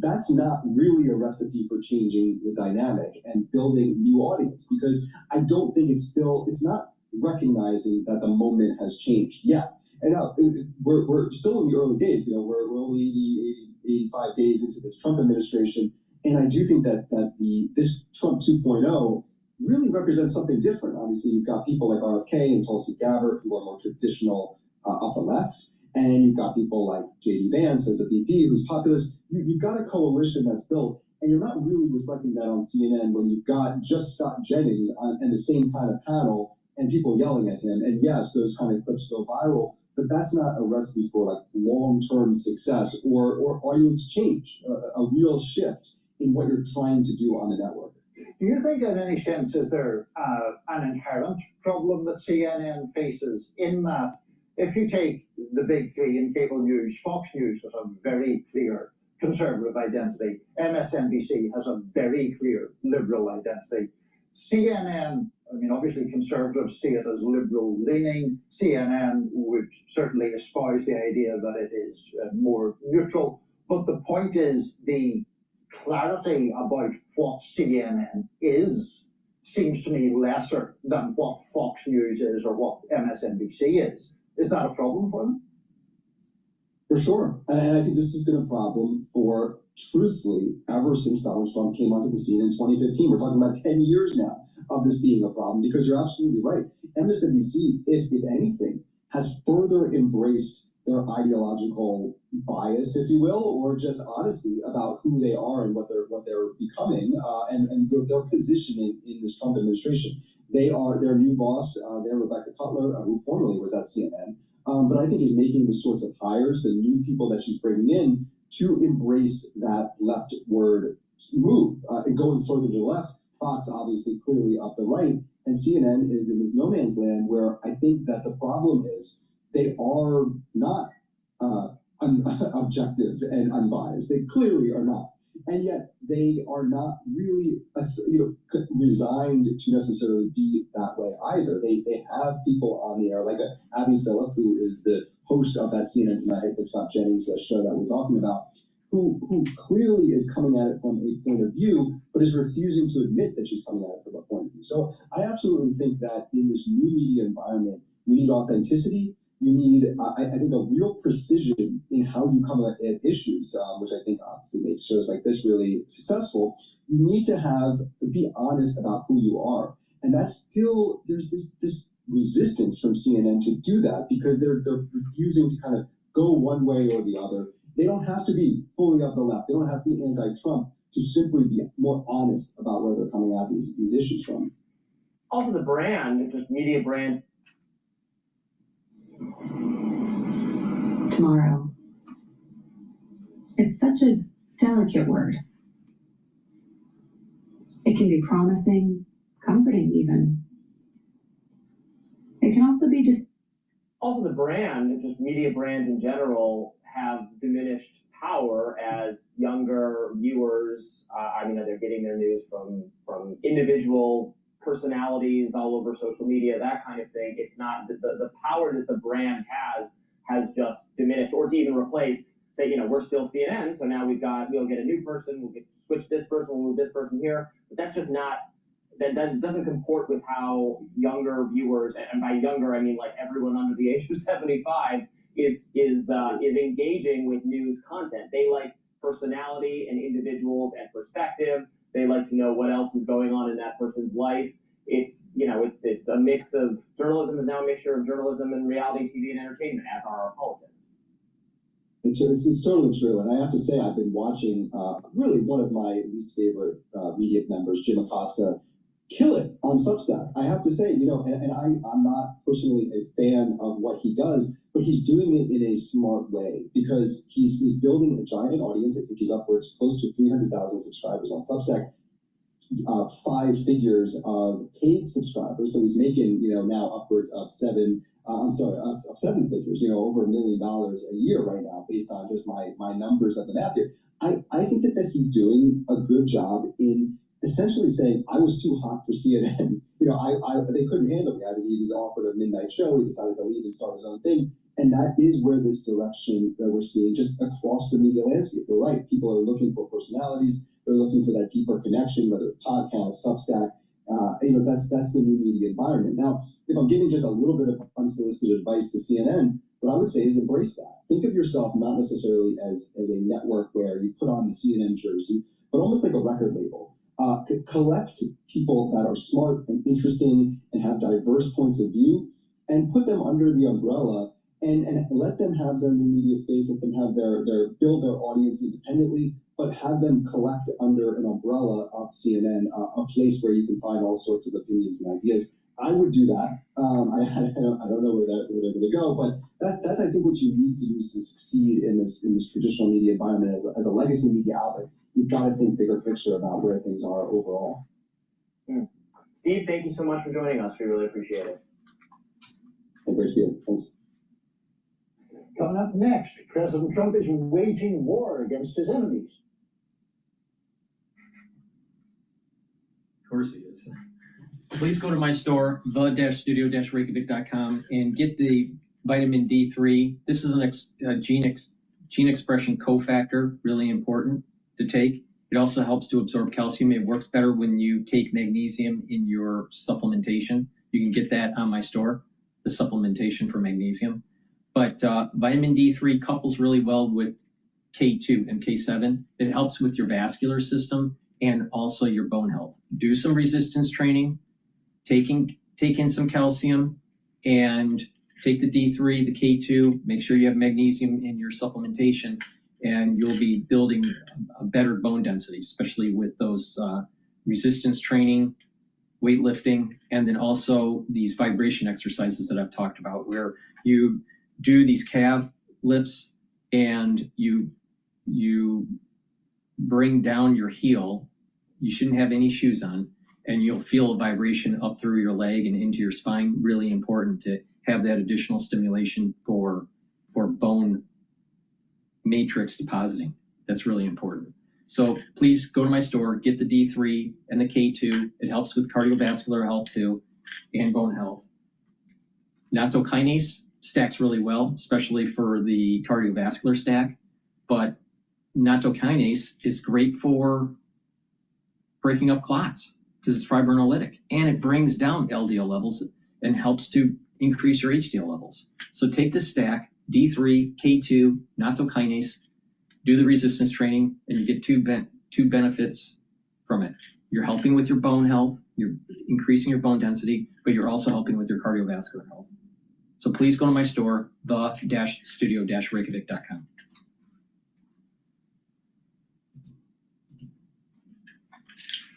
Antitrust case. So a federal judge found Google guilty of illegally monopolizing online advertising technology markets for advertising exchanges and tools used by websites to sell ad space. To figure out what all that means, we've got some smart people who do this. We have people at Bloomberg Intelligence that just look at litigation and what it means for certain companies, because that can move stocks in a big, big way.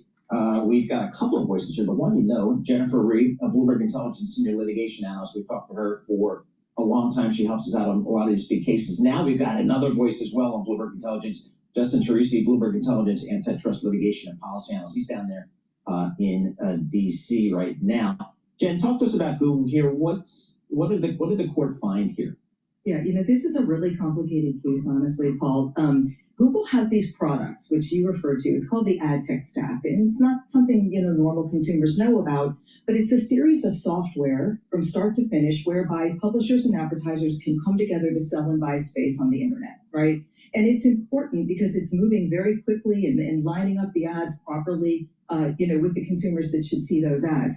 Google actually has, through a series of acquisitions and some of its own products, control over that entire stack. It has competitors for certain pieces, but it's one of the only ones that has all the pieces. And so the allegation here was that Google was manipulating its control over some very desirable pieces of the stack to force publishers and advertisers to use all of its products, taking fees all along the way and basically naming its price because it had these must-have products. So what this judge found was that for some of those products, one on the publisher side, the publisher ad server, and then the ad exchange that sits right in the middle and does the auction between the advertiser and the publisher, that Google was monopolizing both of those products and also illegally tying them together, meaning, hey, publishers and advertisers, if you want to use our ad exchange where we have these really desirable advertisers, you have to use our publisher ad server, and therefore we keep our 90% or so market share. All right, Justin, let's bring you in here to just get your take on the context of Google, because this isn't the first time that there's been an antitrust case against Google. What did you make of this decision? Yeah, absolutely. And I think Jen really hit the nail on the head here. This is obviously compounding the search ruling that came out last year. We're heading to a remedy phase on that case this coming Monday. But to Jen's point, really, this aspect of the ruling, focusing on the publisher ad server and that exchange that Jen said sits in the middle, that is the crux of the case here. The government's going to likely ask now for divestitures of that publisher ad server and the ad exchange in the middle. But I really do question whether or not the court is in a position to order that. I think a lot of testimony at the trial, which I attended, really points to the fact that publishers feel reliant on the ad server because the ad exchange in the middle then gives them the real-time advertising they want from Google Ads. So if you sit that court in the middle, perhaps you get a remedy that's desirable without actually forcing a divestiture out of those properties. Justin, I wonder, at the trial, who do they get up on the stand and say, I don't like Google? Doesn't everybody is anybody really complaining about Google and its advertising service? Yeah, Paul, I think really who's complaining is the publishers who are selling that space on their website through the publisher ad server, right? I think their complaint is largely that they don't really have a lot of control over the kind of ads that end up on their website. They don't have control over the pricing involved with all of that. They don't really like the fees that are involved. And if they want to use a different ad exchange in the middle, perhaps, and find a lower rate, that they're paying to get those ads furnished to their website or want to collect a higher fee, they're not able to do that if they're really relying upon the prices and the policies that Google is using to display those ads on their properties. What is Google saying in response?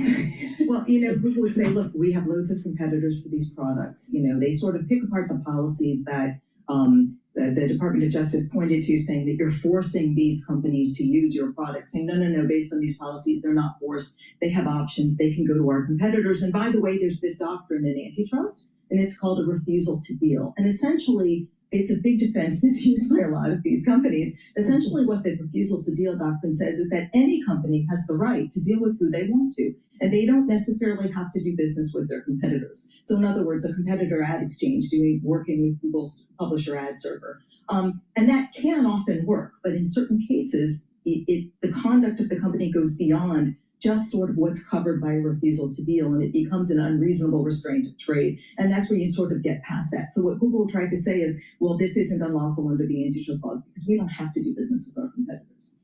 Folks, here at Bloomberg, we have complete transparency amongst all employees. We know where everybody is all the time. It's called the out function. It's the calendar. I look for Justin. I'm like, where is this guy? And he's based in New York, but he's down in D.C. And I go look at his calendar, which is the out function. And he did something called the FIC versus Meta trial, another technology company. Why are you down in D.C. for this trial? What is this trial?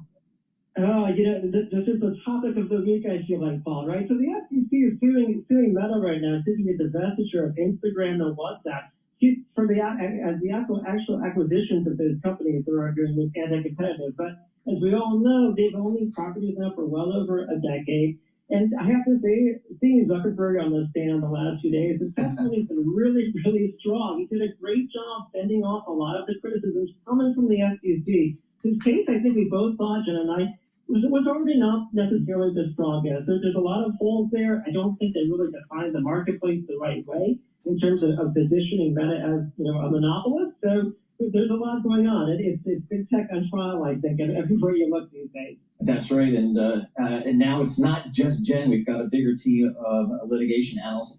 Jen, as you sit back here, in your experience, are these tech companies at risk, do you think, from the courts? Absolutely. Look, you're at risk because there are liability decisions now, 2 of them against Google, right? And in both cases, the Department of Justice is going to ask a judge to force it to sell assets. And as long as that's out there, those companies are at risk. Now, would I bet that that's what's going to happen? No. I don't think that in the search case, which has a remedy hearing starting Monday, Google will be forced to sell Chrome, and I don't actually believe in this ad tech case that they'll be forced to sell off the publisher ad server or the ad exchange. But they're at risk, of course, because you have no idea what a judge is going to do. I should say that the remedy hearings will take place, decision will be made, and at that point, Google will appeal. All right, Jen, fantastic. I tell you, folks, Bloomberg Intelligence, it's not just stocks, bonds. We've got litigation antitrust research at BI-Go. This stuff moves stocks. If you're a technology investor, you have to have an opinion on what the antitrust risk is for some of these big tech names, whether it's Amazon, Meta, Google, and we've got experienced antitrust attorneys writing this research for our Bloomberg customers on BI-Go. It is awesome stuff. Justin Tracy, Jennifer Reed, they are Bloomberg antitrust analysts for Bloomberg Intelligence. We got them, and we had them in studio today giving us some opinions on Google and Meta. You can't get it anywhere else. We'll have more coming up. This is Bloomberg Good Morning.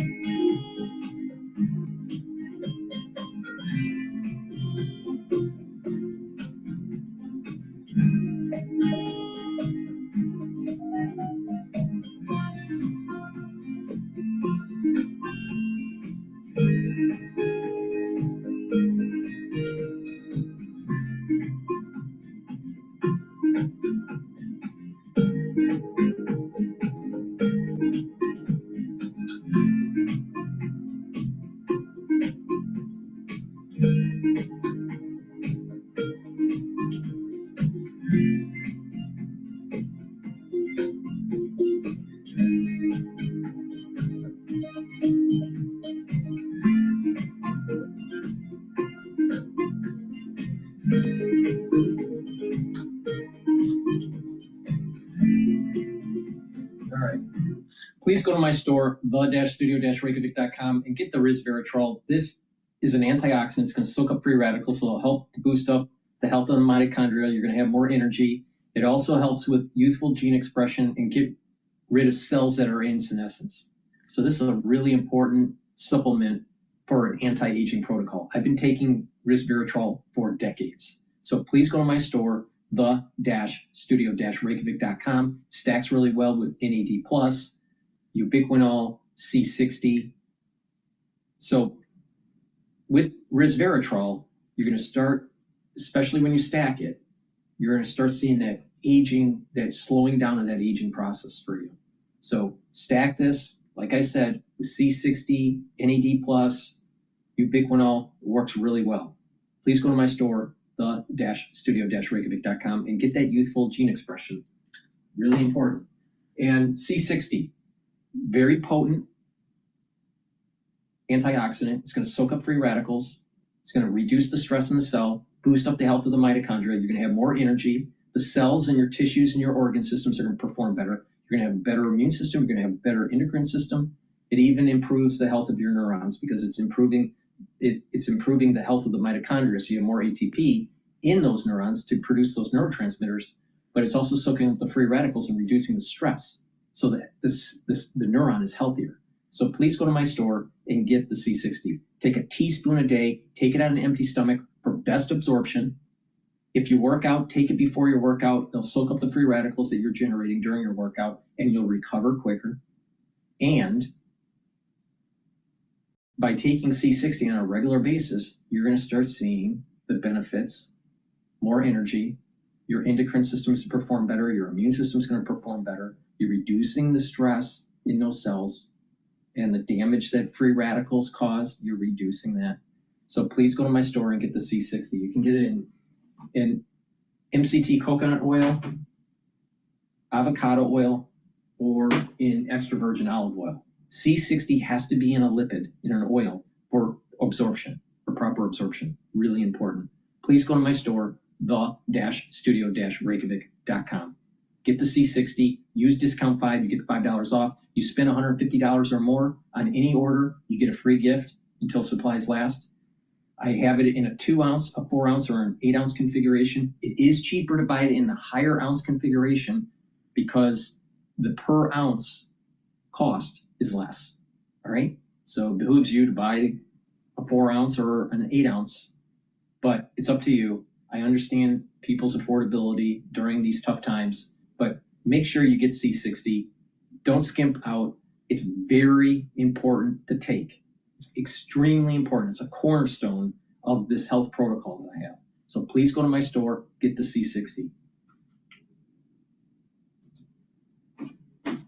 What has happened is it's becoming more and more difficult to get that subscriber growth, right? So 2 years ago, they kind of hit this wall when they actually started losing subscribers. And at that point, they introduced like these new initiatives. So there was, a password sharing crackdown. There was this new advertising-based tier, and that actually helped them kind of really reinvigorate subscriber growth in a big way. But the reality of the story is that this is becoming a mature business, and so it's got to be kind of treated like one. And so they're moving now more to the financial portion of the business and really focusing more on growing revenue and growing profits. And so that's why we're kind of seeing this shift. Is the Netflix model kind of recession-proof? Do I want to own Netflix, Geetha, if we think this economy is going to slow down and maybe even go into a recession? I'm sure you've been asked to kind of flex some of your models for some of your companies. How does Netflix fare? Fares very well. I think it is one of the best positioned names in media and internet today. And that's just because of the model itself, Paul. So, it's a subscription-heavy model. There is very limited, yes, they did introduce an ad tier, but so far that is a very, very nascent business. So if you just looked at 2024, they haven't actually disclosed advertising revenue, but we estimate it was about 3% of revenue. So literally no exposure to advertising, which typically tends to be the first industry that is affected in a downturn. So they're a subscription-heavy business. And again, if you ask about whether people would cancel their subscriptions at some point, we don't really think so, because one thing that Netflix has established itself is, it has become kind of like the dominant streaming service. It's a must-have service. And again, yes, some people may say, okay, $25 or $18 a month for a standard plan or $25 for a premium plan is pricey. But if you look at the depth and the breadth of content, I mean, this is a compelling value proposition. And hey, if $25 is too much for you to pay. You really think that people are going to keep on paying for Netflix? No. They're going to start losing subscribers, especially if they hit the $40 price point. Over time, it's going to be too expensive. Please go to my store, the-studio-reykjavik.com. Get the Gladiator Barley. This is a high-density protein that helps to build up strength, detoxify your body, soak up free radicals with superoxide dismutase, bring down inflammation. By bringing down inflammation, you're recovering quicker after your workout, you're helping with your cardiovascular system, and you're helping with your immune system. Take this every day. You get a big scooper, take a full scoop or a half a scoop each day, mix it with soft foods, filtered water, a smoothie.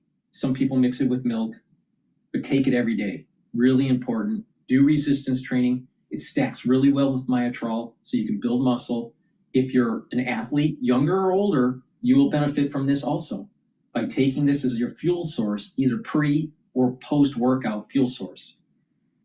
Now, a lot of people, that are taking my supplements are not athletes, all right? So you'll benefit from Gladiator Barley too by just doing a little bit of working out, all right? You don't have to be an athlete, and you'll benefit and get that muscle that you need. Really important. And by the way, make sure that you work out your back muscles, all right? Really important for good posture. It'll help align your spine better.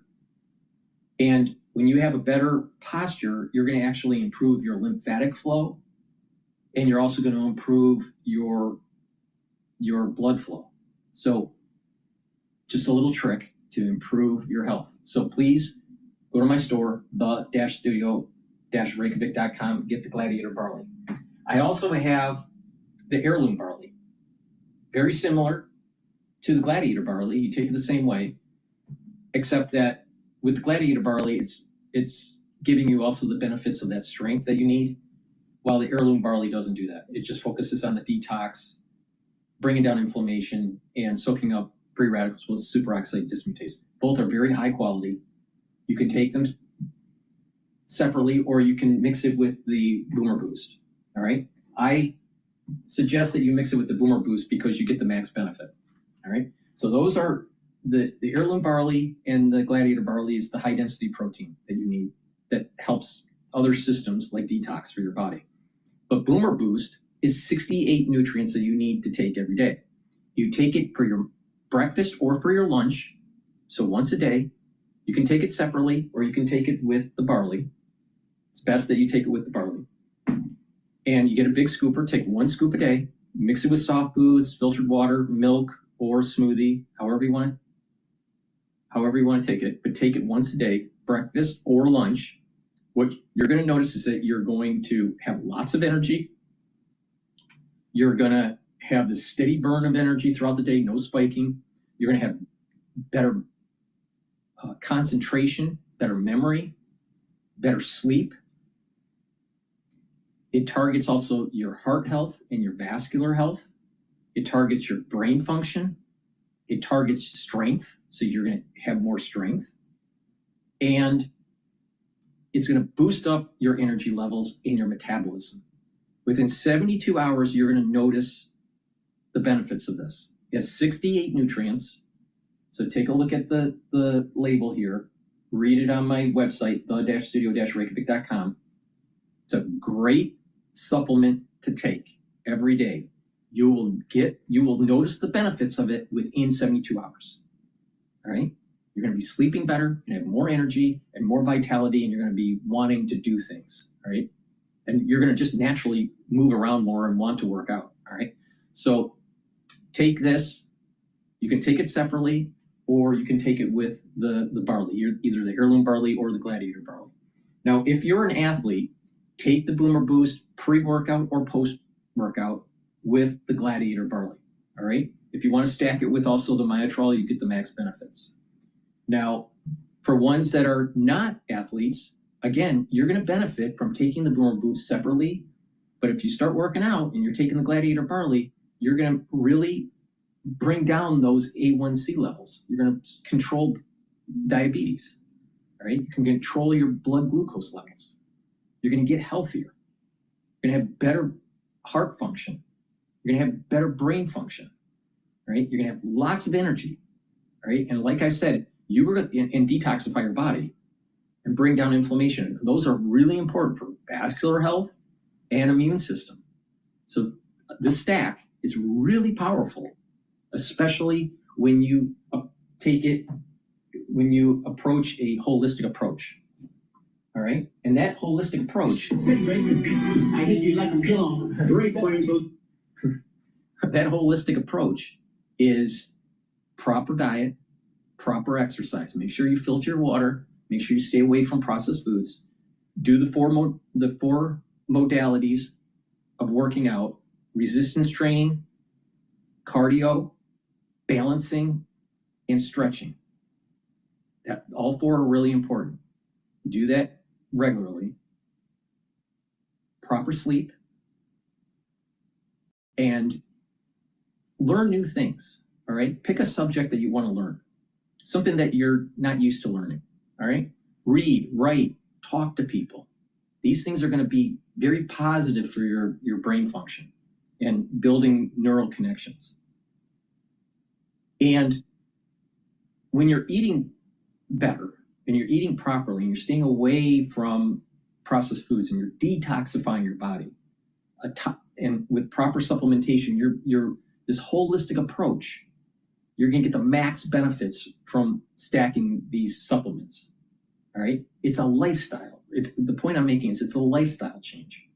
Many chronic diseases, not all, but many chronic diseases in the United States are self-induced. So you got to take charge of your health. Now, I have lots of very high quality supplements that if you stack them a certain way, which I do, then you are going to get the max benefits. You're going to slow down the aging process, boost up your immune system, improve your cardiovascular system, and you're just going to have more vitality into your geriatric years. And chances are if you do this over a period of time, you're going to get that compound benefits and you're actually extending your life. But not just extending your life, you are improving your vitality, which is more important. So please go to my store, the-studio-reykjavik.com. These are things that I do to improve my health. All right. And if you follow my lead on this, you will improve your health. All right. I'm in my 50s. I don't look like I'm 50. There's a reason. It's that holistic approach with the proper supplementation and the way you stack it. All right. I've been doing this for a long time. Like I've been, with taking larger amounts of vitamins and antioxidants at about age 16. All right. And tweaking it over time in my 20s. And when I was doing triathlons and then new types of supplements came on the market, in my 30s and 40s. And then, just a lot has happened in the last 15 years in supplementation and how to use it, anti-aging, longevity science, preventative medicine. A lot has been learned in the last 15 years, all right, about the aging process. Learn from what I do, and you're going to benefit. I have very high quality products. Please go to my store, the-studio-reykjavik.com. Use discount 5, you get $5 off. Stack them the way that I stack them. If you purchase $150 or more, you get a free gift until supplies last. I've curated these anti-aging boxes and longevity boxes at discounts compared to purchasing the individual products on the store. So there is another way to save money and to get healthy and It's built a certain way so you can target certain systems, like your cardiovascular system or your bone health or your skin, immune system, your brain, so take a look and take advantage of those anti-aging boxes and those longevity boxes. Stack these things the way I've been telling you to stack them and do this holistic approach and you will get healthy. Thank you for listening. That's going to be the end of my transmission today. I've been doing this for 3 hours and 15 minutes. Thank you for listening. I greatly appreciate all the individuals watching on Rumble, YouTube, on my website, and participating in X Spaces. Thank you for following me and watching the show today. Have a nice day, and maybe I'll be doing another show tonight. Have a good weekend. If I don't see you, we're going to have probably a long weekend because of the holiday, but be safe and take my advice. Take charge of your life. Take charge of your life. If you don't, no one will. Thank you for listening. Have a nice day.